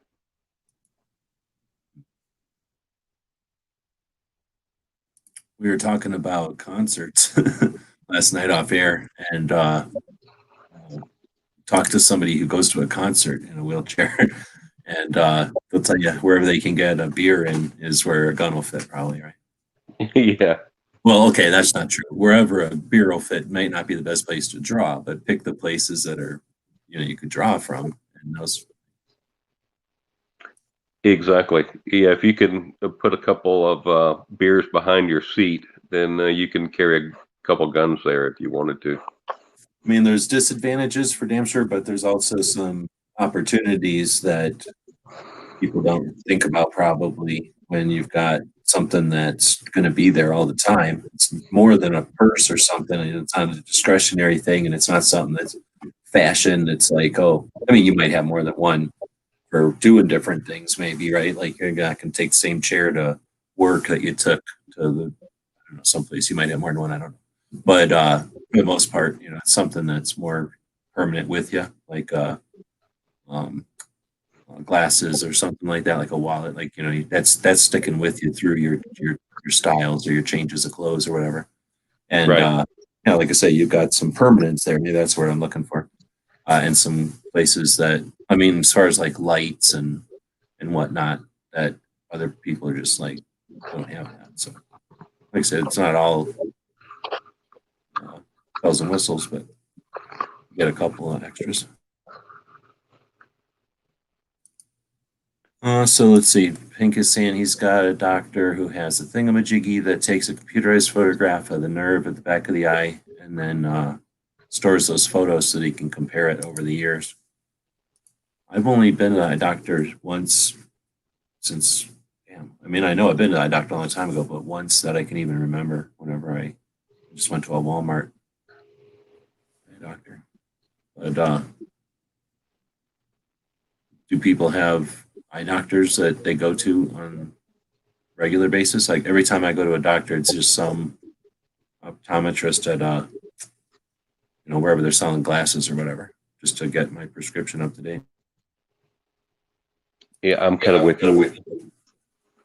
I mean, I don't even go to the same dentist all the time. I go to whatever dentist is cheaper or in front of me at the time. Like I don't have like 8 dentists that I've been going to since I was 13 or something. Well, my stepmother's a hygienist, so I always go to her dentist. I mean, that would be totally different if you knew somebody or a friend of yours was a dentist or something. I don't know. Do dentists have friends though? Is that a thing? I guess they probably have a couple of friends. I don't know if you're a friend. I don't know if you get a discount. I can't imagine like would doctors want to be looking in their friends' mouths, or dentists be like any kind of doctor. I don't know if I'd want to be looking at your friend's business all the time. Hey, I got to get up early in the morning and clean up for my family coming home tomorrow. So I got to log off. But Yeah, right thanks a on. lot. Yeah. All right. Good night. See you, Will. Later. Well, we're almost at the 2 hour mark. We've got a couple of people still out there. People have been chatting a little bit, although there was a 20-minute break between Snob and Pink there. Yeah, and I know that thing that Pink's talking about. That's one of the things that frustrates me because I go in there and they'll sit me down in front of this camera thing and they're like, "All right, focus on the X," and I'm like, "Well, I can't see the X." So, and there's one lady that works at that office that's really good about getting the photo the way they need it, but if they don't have her doing it with me, all the other girls become very impatient, and I'm like, I don't know what you want me to do here. You're gonna have to just kind of either go get the girl that normally does this with me, or uh, figure out how to do it because it's not like I'm sitting here messing with you.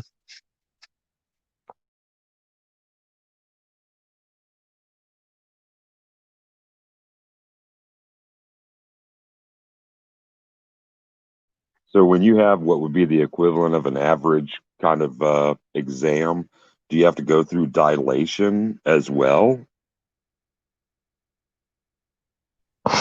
No, my if I were to go have an eye exam done now, which actually I just went to my regular uh optometrist back in I think it was November. But anyways, like they went in because I'm not going to be able to look at the chart and say A, E, I, O, and U, and number 9 or whatever. Literally, they held up blocks and said, "Can you tell what color this is?" And I'm like, "I can't even tell what you're holding up." And eventually, they move it into an area that's not in my blind spot and it's close enough that I can see and all that. And I'm like, "Oh, that's a red block." And like, oh, okay. And then now the green block, I could actually see much better, partly because of the color. But my eye exam now is that of 2-year-olds.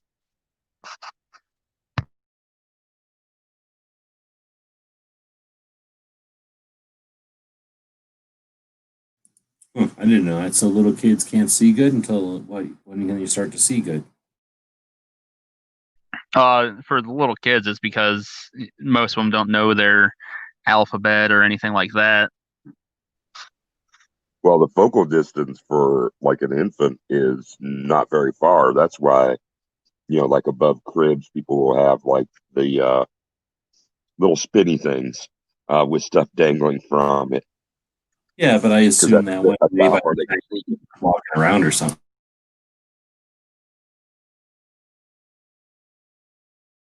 Well, I guess 2 years old, you're not walking around yet. Huh? No, you're just starting. Actually, One of the reasons you don't bother walking around because you can't see farther than the ground in front of you. let's say like all my kids, they started walking uh, right around the 1 year mark, give or take a few months. Um, but yeah, the big thing for kids is, most of them can't go in and say, like I said, A, E, I, O, U, and number 7 um, when they are asked to see a chart or something. So uh,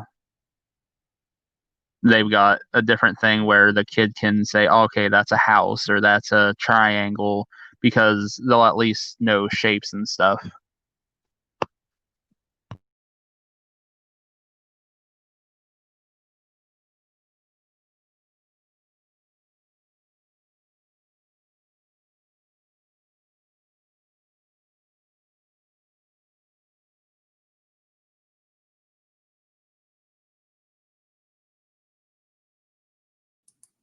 Oh, so you out there typing, DJ? Yeah. What's up with that? Because I don't see one comment from DJ all night. That's weird because Is your I account on like private or like somehow like a discrete account? Are you running from like a Google discrete or something? nope, nope, just me. If I could use Pata Pata Va for StreamYard, I would, but it bumps me straight over into Google or into uh,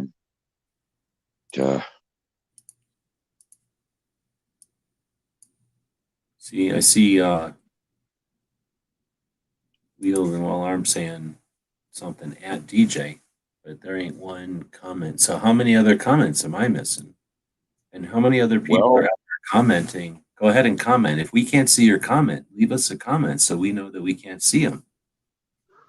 Otherwise, yeah, and that I started even before the show did. You know, I tried, and I toggle back and forth between the displays for live chat, top chat, and I typed in single word, I typed in short sentence, I typed in compound sentence, and they all disappeared one after the other. And I the other night or in the last week, I was doing screenshots because I was like, "What in the hell is going on? Like, I am really typing this, and it's really not there anymore." So yeah, I don't know, but this is strangely enough, this is the only YouTube chat where I have that issue of my comments disappearing. Like Gizzard's chat, Crump, all those cats. My stuff pops up. I haven't heard of that happening with anybody. Is that from being blocked? Because when you're blocked, it doesn't let you type. Does it?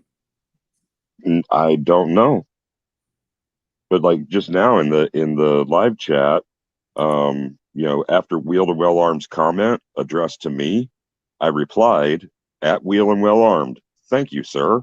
And then here's Pink coming up saying I don't see him either, and I commented, and he's been accidentally. Oh, you're Is hidden. that? Boom. But I don't change. I'm not capricious, and I do not change my settings for anything. Well, I've got 1, 2, 3, 4, 5, 6, 7, 8, 9, 10, 11, 12, 13, 14, 15, 16, 17, 18, 19, 20, 21, 22, 23, 24, 25, 26, 27, 28, 29, 30, 1, 32, 33, 34, 35, 36 moderators on this channel. I'm going to delete some moderators because they're dinking with shit. I wonder who the fuck is turning, because some of these moderators fucking hate me. I don't even know how the fuck some of these people got to be moderators. Probably one of the old hosts decided to open the door and turn a bunch of people on that don't like this show, I guess. I also wonder if somebody could have been actually going to block one of those spammers that have gotten in here before and accidentally hit the hide button or something on DJ.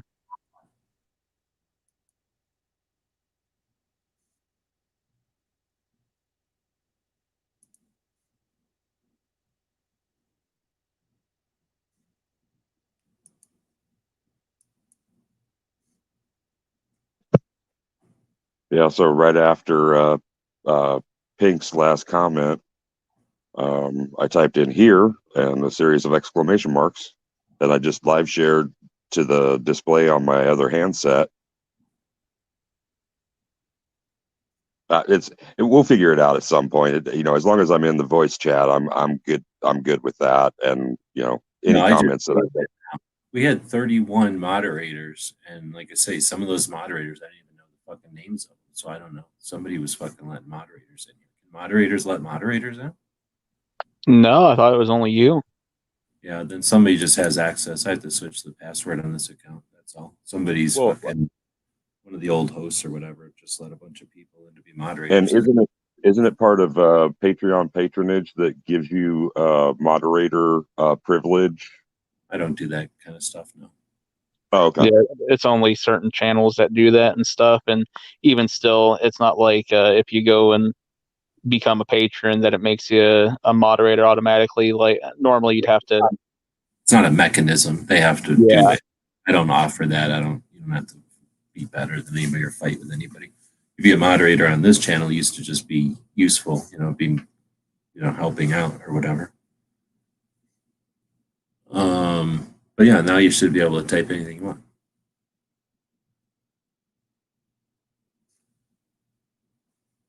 Pink says you're blicked, but I don't think you're blicked.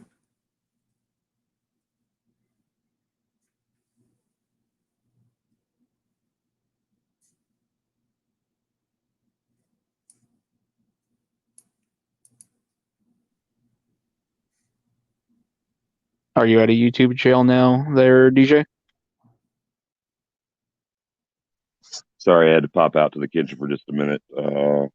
I'm typing in right now. So that's what Pink is saying. I don't think if you were blocked, you'd be able to be in the chat in the first place. Or you wouldn't be able to type anything in the first place, at least. Yeah, now it's showing up. See? Okay. Well, So whoever helped to affect the fix, I appreciate it. I mean, I was starting to get a little paranoid, like, why is it me? But yeah, as long as the voice chat was going on, but it was kind of strange. I found that, I would say, roll call, carriage return. What state are you in? Carriage return. And I would type in Nebraska, and then nobody would reply. I did that with, what did you, which firearm did you carry today? Which is your EDC pistol? That kind of thing. I just thought maybe my polls were just incredibly unpopular, or my roll calls.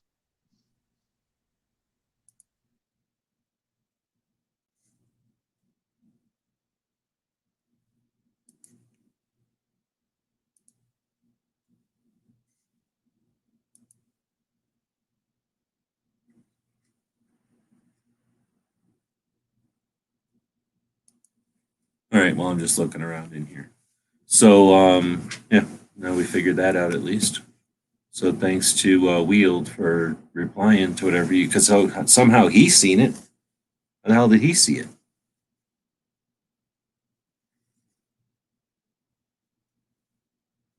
It doesn't make any sense.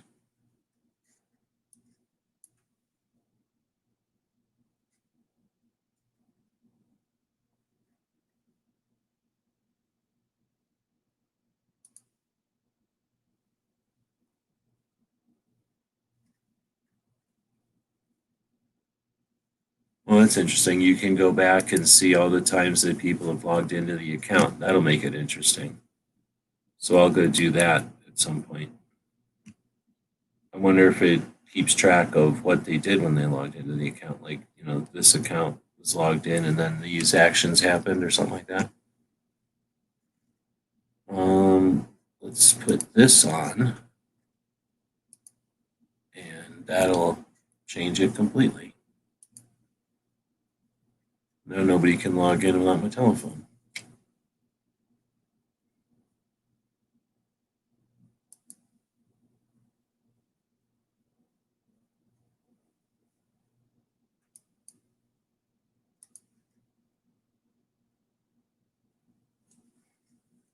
All right, so we should have to worry about that now. So am I still logged in? Am I still here?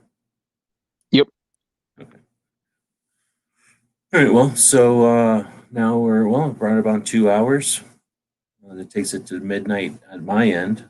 That's a pretty good time to leave it, or see if a new string of people come in. Like say it said, you can never tell because people don't chat out there enough. If the 9 people that it says are here watching, if that's 9 people that have been parked out there the whole time, just listening, or if that's those people got up and went to bed and another bunch of people punched in and they're just sitting here waiting to get started with a whole new slew of conversations. But let us know. Otherwise, you guys got any more topics for tonight? Well, I want to say it's nice to see Pink active in the comments. He's usually busy working but listening, and yeah, it's good to have him. Good to have him down there in the text chat. Yeah, he's obviously slacking. We should. Yeah. Well, it's probably good for him that his boss ain't listening to this show, because then his boss would know every time he's slacking off, typing in the thing.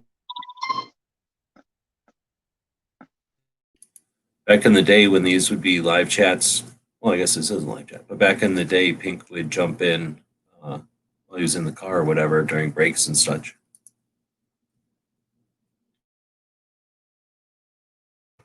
All right, well, I'm yawning off air here with my mute on. So, do we have any other topics besides Pink being bad? I've got nothing. Barbecue. Well, wait a minute, Barbecue. Aren't you supposed to launch your Stand Up and Be Counted Wednesday state by state project? Yeah, it's kind of be like a surprise type thing though. Just Oops. no, it's all right. It's not a big deal. I've got to try and make sure it uploads tonight and everything. That's what I was refilming before I jumped in tonight. But I've got to go rewatch it, make sure everything rendered properly and nothing got scrambled and all that, then get it uploaded. So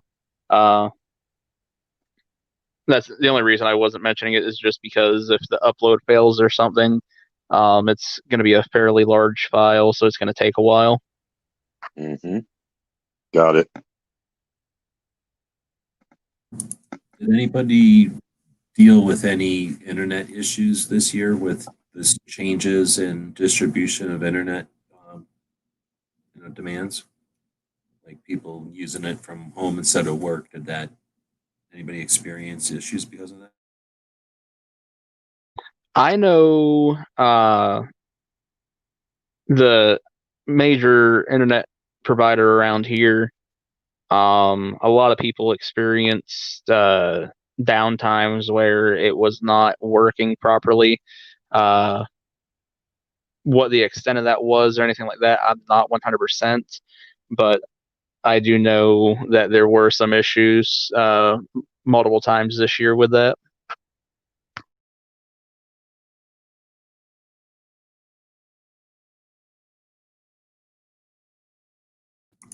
I just always have an issue with throttling.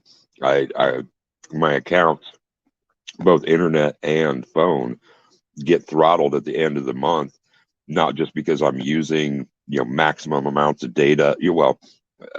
I cross over that line after about a week and a half. By the 10th of the month, I'm usually through what they think is going to be my average use, and they keep trying to add some extra charge. And I'm like, no, it's unlimited. Unlimited means just that. But I understand that you guys are, affecting my usage by, putting a governor on everything. And that takes me just that much more time to deal with things. So can you guys just knock it off? And every month it's the same thing. I call the CSR from the national number. I call the people that I deal with locally. Yeah, they just never want to resolve it to my benefit. And as far as my internet provider, it's the local cable company, Cox Cable, and that's the only service I have through them. It's $100 a month, So I am running off of my my Wi-Fi here at the house, but that's all password protected up, and no one else logs in. But yeah, they'll throttle me back too to like less than 50% of my usual speeds. And when I do the like the phone equivalent of Sysandra, running benchmarks and stuff like that, it's always less than what it's supposed to be.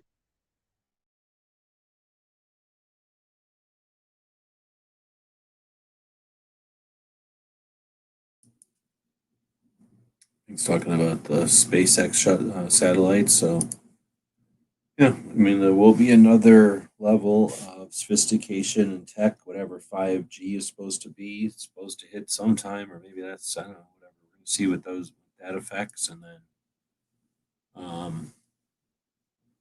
that'll bring us another set of abilities, I suppose, and new tools and new challenges.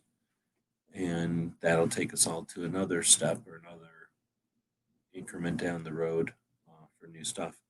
And it's going to, oh man, see, that's another thing to talk about. But I keep wanting to throw this stuff on you guys all the time. But what the difference is going to be from our parents' generation, who basically watched pretty much everything was mechanized. I think when my parents were little, there was already cars and there was no horses anywhere, and there was radio and television everywhere, and it just got way better, right? Our grandparents, that was amazing. That went from horses to cars and airplanes. Like they got to see a really cool like evolution of tech, right? The generation before that, I don't think about too much because I barely know them, but I knew those people, a couple of them, and they would have seen fucking before there was fucking telephones. Can you imagine? Fucking my great grandparents would have been around before there was telephones, and then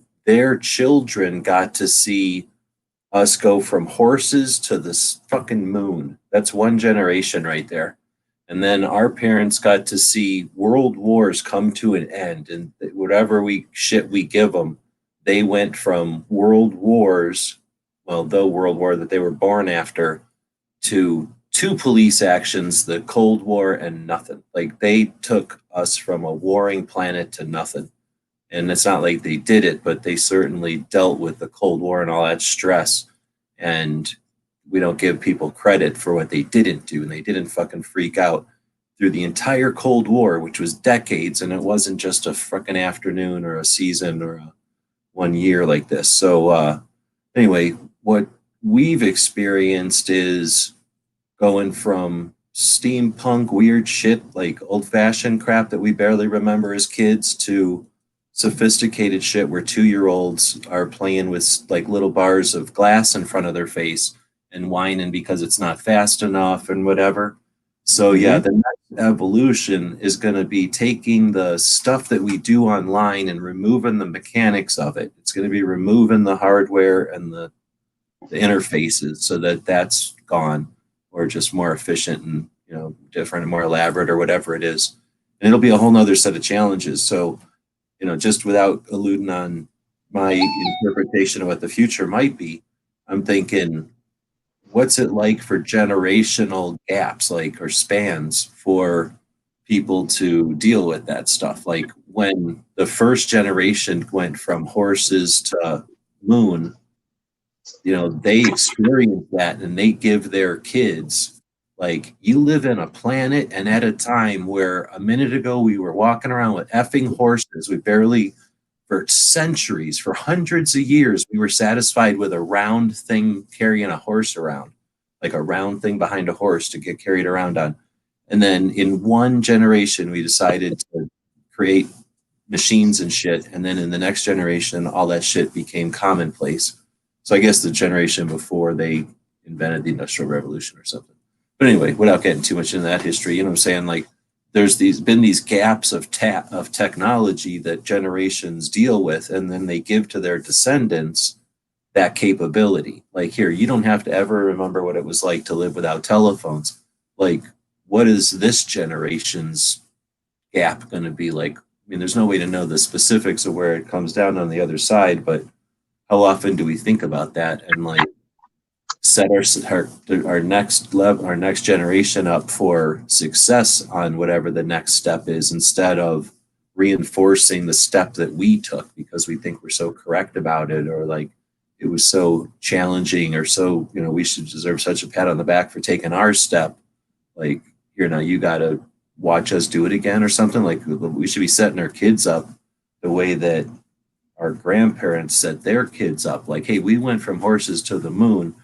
You stand on our shoulders and go whatever's next after that. And then they all sat down and said, why don't we all not kill each other first, right? And then we all paused. I mean, I'm acting like they didn't want to keep going. They just had to not kill each other first. So they figured out a way to bring peace to the planet, right? And then they gave us a peaceful planet, but they didn't put us on any shoulders and say, now go to the next. They just said, now enjoy yourselves. And then everybody just sat around moping.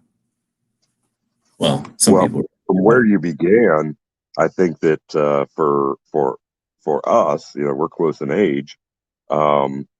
We straddle the analog and the digital eras, and we're still in digital. and it's going to take quite a bit to shift over from digital, but it's going to roll back into something much more organic. It'll be quantum next, yeah. So you mean it'll look organic because it'll have so many curved lines compared to what we got in our square ass binary shit today? When we run out of ones and zeros, what does it become? And well, yeah, it goes from 1 and 0 to the spectrum of 1 to 8 in the same amount of space, and then there's there's just more realm. Like it'll be like I say, it'll be an interesting place when you can ask your little robot friend or your computer ally, like, hey, can you look at the entire internet and tell me what the answer to this is? And it'll do that and then answer you. And you know what I'm saying? Like, it won't be like, I think I'm right. It'll be like, well, I'm right about this. So now let's move on. You know what I mean? Like, it'll just be a whole different set of challenges, I think. And that's just one element of it, right? I mean, you'll be able to pretty much have like a holodeck or replicator or both, right? Because I don't know. It's going to be different when you don't have the same kind of scarcity and demand on stuff. When it's different motive. Anyway, I'm getting way far ahead there. But as far as the next step, I guess keeping it in 2A and everything, without getting into just theoretical conversations about shit. Where I was talking about the technological span of generations there. I guess the next step of that was taking that to the step of generational Second Amendment advocacy. Like our parents had to deal with the 1968, and then I guess whatever they wanted to do in addition to that. And I don't know if they resisted it or if they were just sitting around watching. I wasn't around to know that, but anyway, I know they had to deal with 1938. Our grandparents would have dealt with 1934, right? So there's these generational gaps or spans of coverage where, or spans of influence, I guess, like when they were of voting age and they should have been politically aware, and it was, their hands on the rope when whatever was happening, during that time. Again, that's something I don't know if anybody's ever looked at. And then with that perspective, how do we go about giving the next opportunity and not my same old bitch, go rebuild the mousetrap or go figure it out from scratch now, and without burdening them with, this is how we did it, so this is how you can do it too, right? Like, here's the best way we did it, so why don't you do it that way?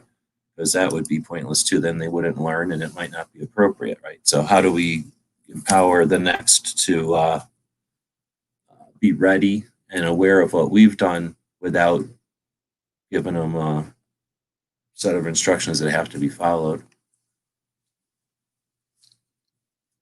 Well, barbecue, check in because you're like half our age. The answers, and you should get them half the time because your brain's quicker. Yeah, but I like to say that I have brain damage, so it slows it down. We got Garrett out there, and then we got Pink out there. So we got two people that could answer that, or we could leave it till another future show, or one of the lesser shows, one of the shows that don't let you in.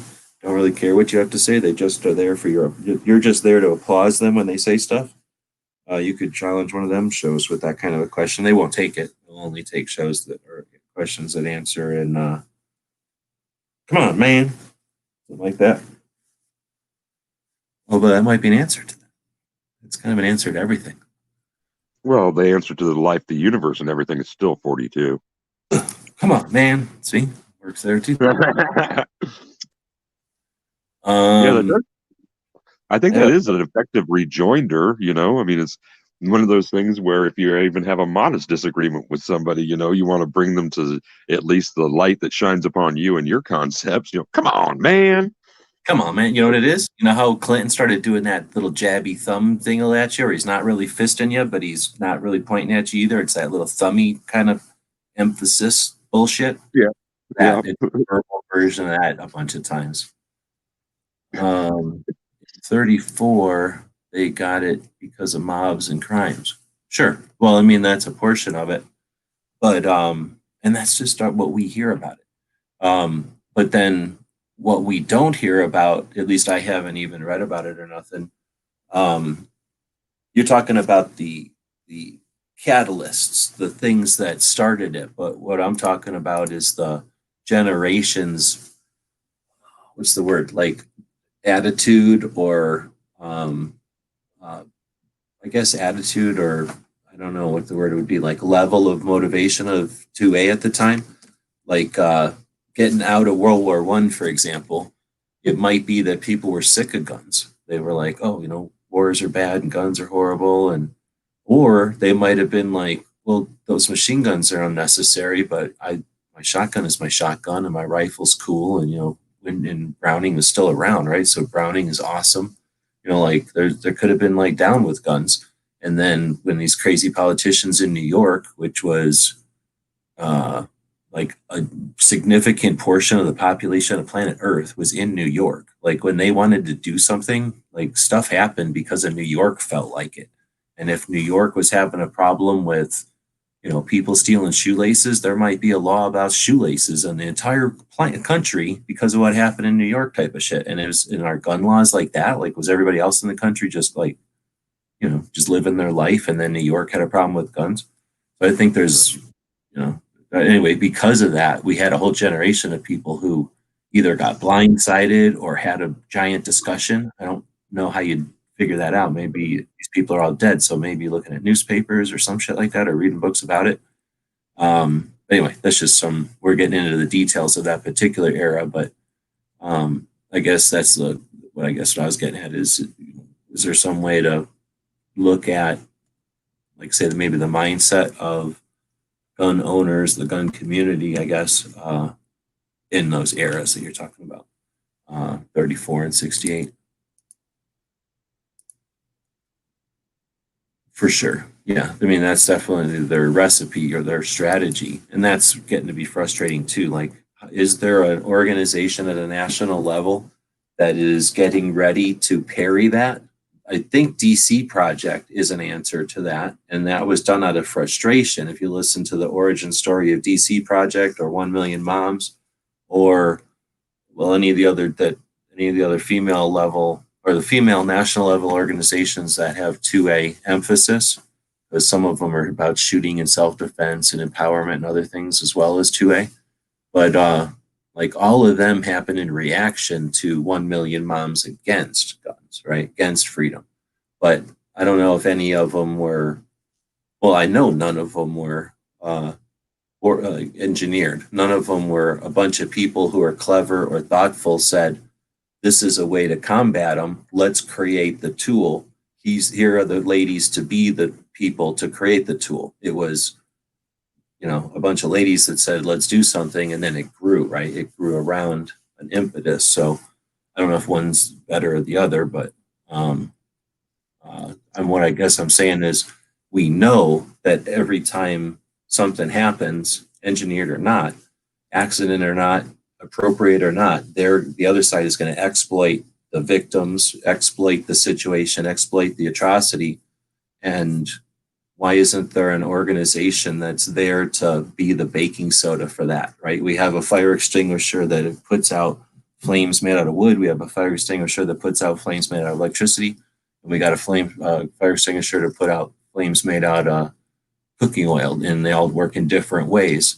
So why don't we have, you know, defenses against their bullshit, which they pull out every single freaking time, and at least make Bloomberg spend a bunch of money coming up with some other strategy, like, you know, come up with something that just neutralizes that bullshit, because they literally pull the thing out of the hat, like out of the file or whatever, the same recipe every time. But anyway, that's just me bitching at this guy. They almost had it in 17. What are we talking about? 17. Conclusion of the First World War for 2017. Sure. Which one?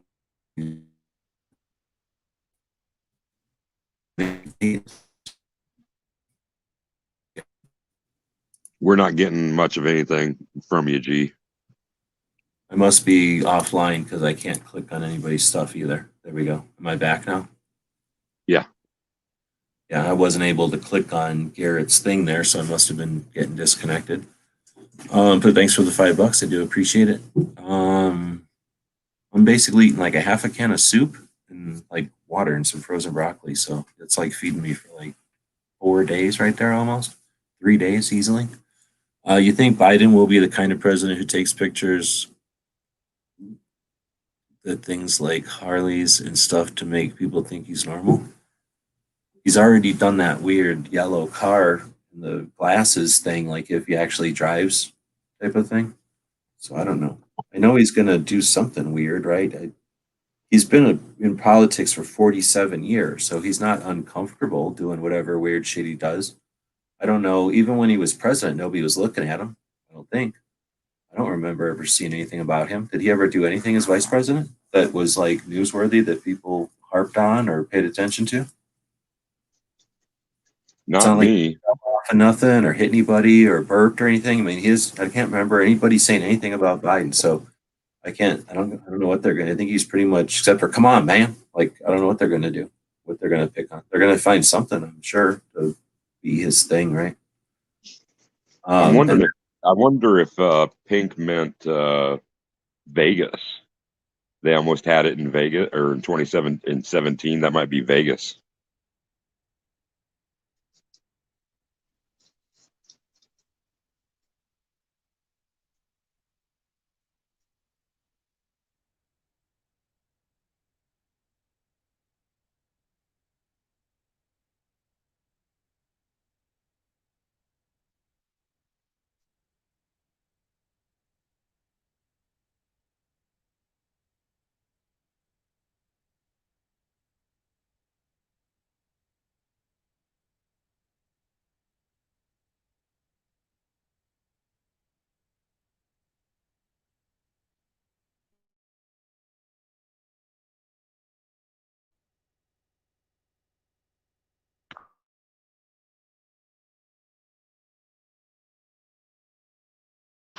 Gee, if you're saying something, you are muted, sir.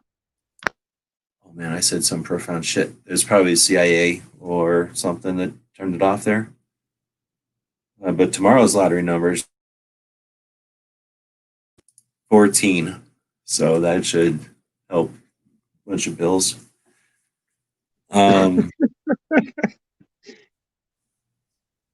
Anyway, so I was just saying that I think I was saying that even if he would have won without the whole bullshit with the health issues that people got going on right now, I wonder if he would have even done gun stuff.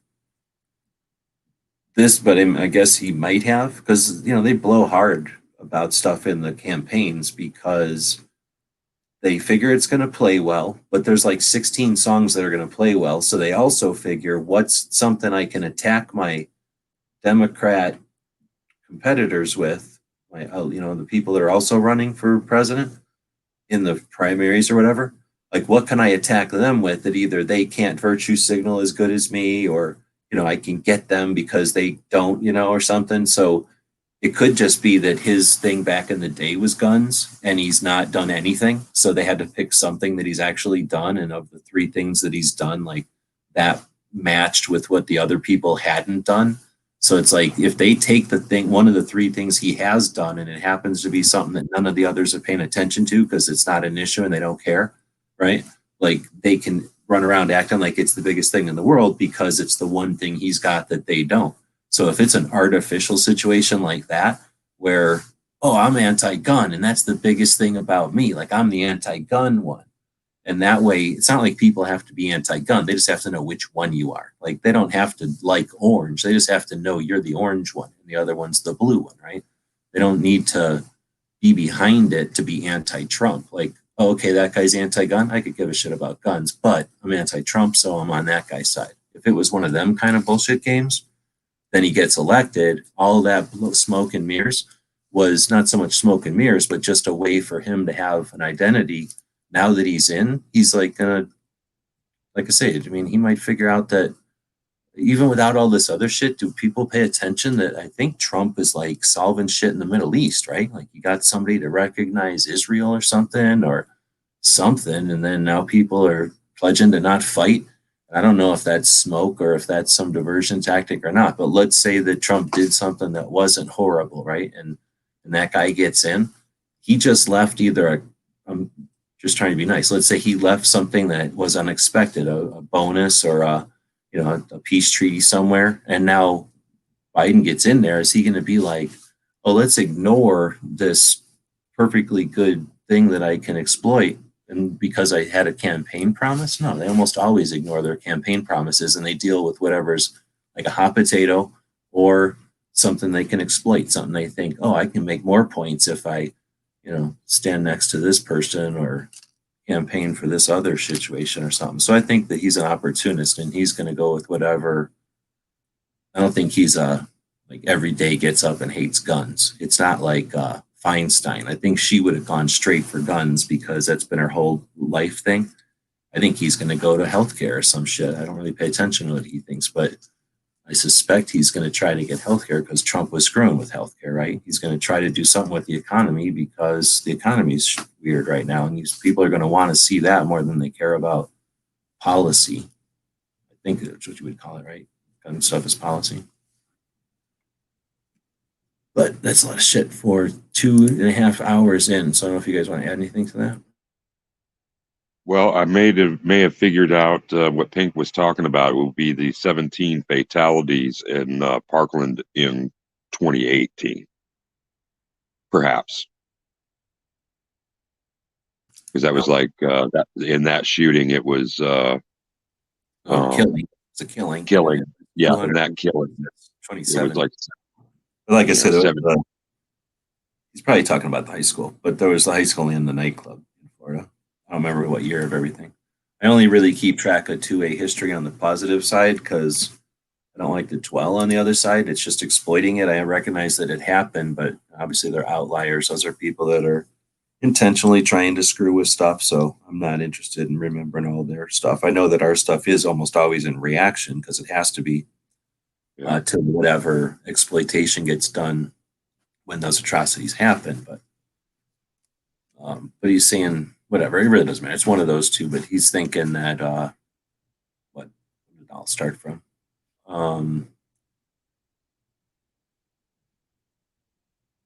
He's saying that they almost had an opportunity to push it through, I guess. I think that's what the thing all started from when we were at that point. I was in that point of my rant there.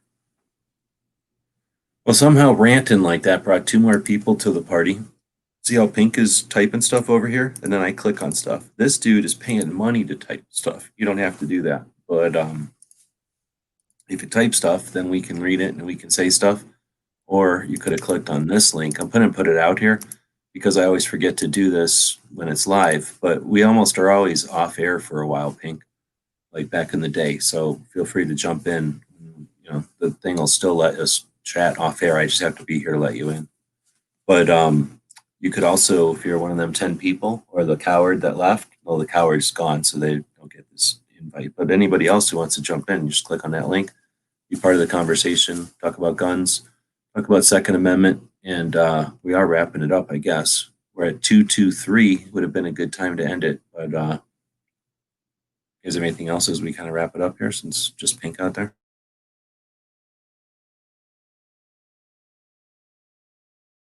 Oh, they're both muted. Was I muted? Am I still connected? What's happening? No, you're good.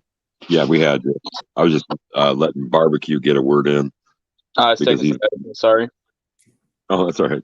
Because you're in the Eastern time zone. I figured you'd want to check out first. No, I've got no lives. I mean, other than taking care of the kids. So, and with right now, they're not in school. Everything's being done online. So I can really stay up as long as I want. I don't have to worry about waking up at the butt crack of dawn to get them on the school bus or anything. Well, you were talking earlier before when I was, you was talking when we first started the thing about the schools charging, even though it's online. The schools, I mean, I'm not pro school or nothing, but give them a break. Like nobody said 3 years ago, hey, in 2020, you're going to be online for a year. They told them in May, we're going to be closed for 10 days. And then they're like, well, maybe 10 months, right? And it's like, oh, guess what? Let's just quickly figure out how to make school be different from now on. So I can hear, or I understand the frustration is paying for it, but on the other end, it's not like the school doesn't have to pay for the lawn to be cut and the turn lights to be on. Like, that stuff is all paid for, I'm sure, like on contracts and stuff where, they just can't shut off their obligations because students don't show up and nobody planned on it. So it's just one of the more reasons why it's a massive splash up thing. So I was just not there that devil's advocate out there that like I say, I'm not trying to defend schools, but I can see why they'd have to, or why they're not ready to, set up some sort of like online funding situation. And I'm assuming teachers, we all know how greedy teachers are. Teachers are greedy, wealthy, lazy SOBs. So they're gonna hold to their contracts and their teachers unions. We all know about the teachers unions. So they're gonna be like an octopus with muscles, strangle holding all the poor school districts and keeping all. They're probably getting more money now, and then that's another expense that the schools didn't have.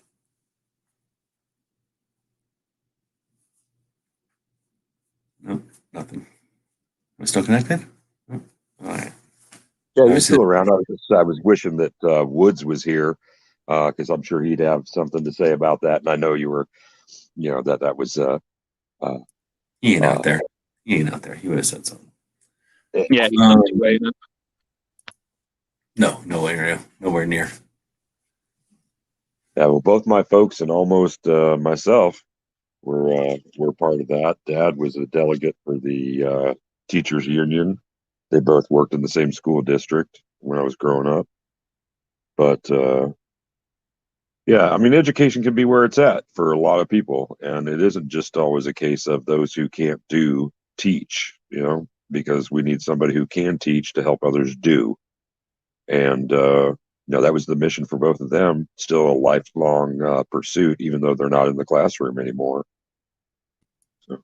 Well, and that also means, like, on the other end, like once you've already done it for a long time, and you're too old or you're broken or something, then you teach the youngins because you are aware, like you've done it and been there. That's right. I get that too.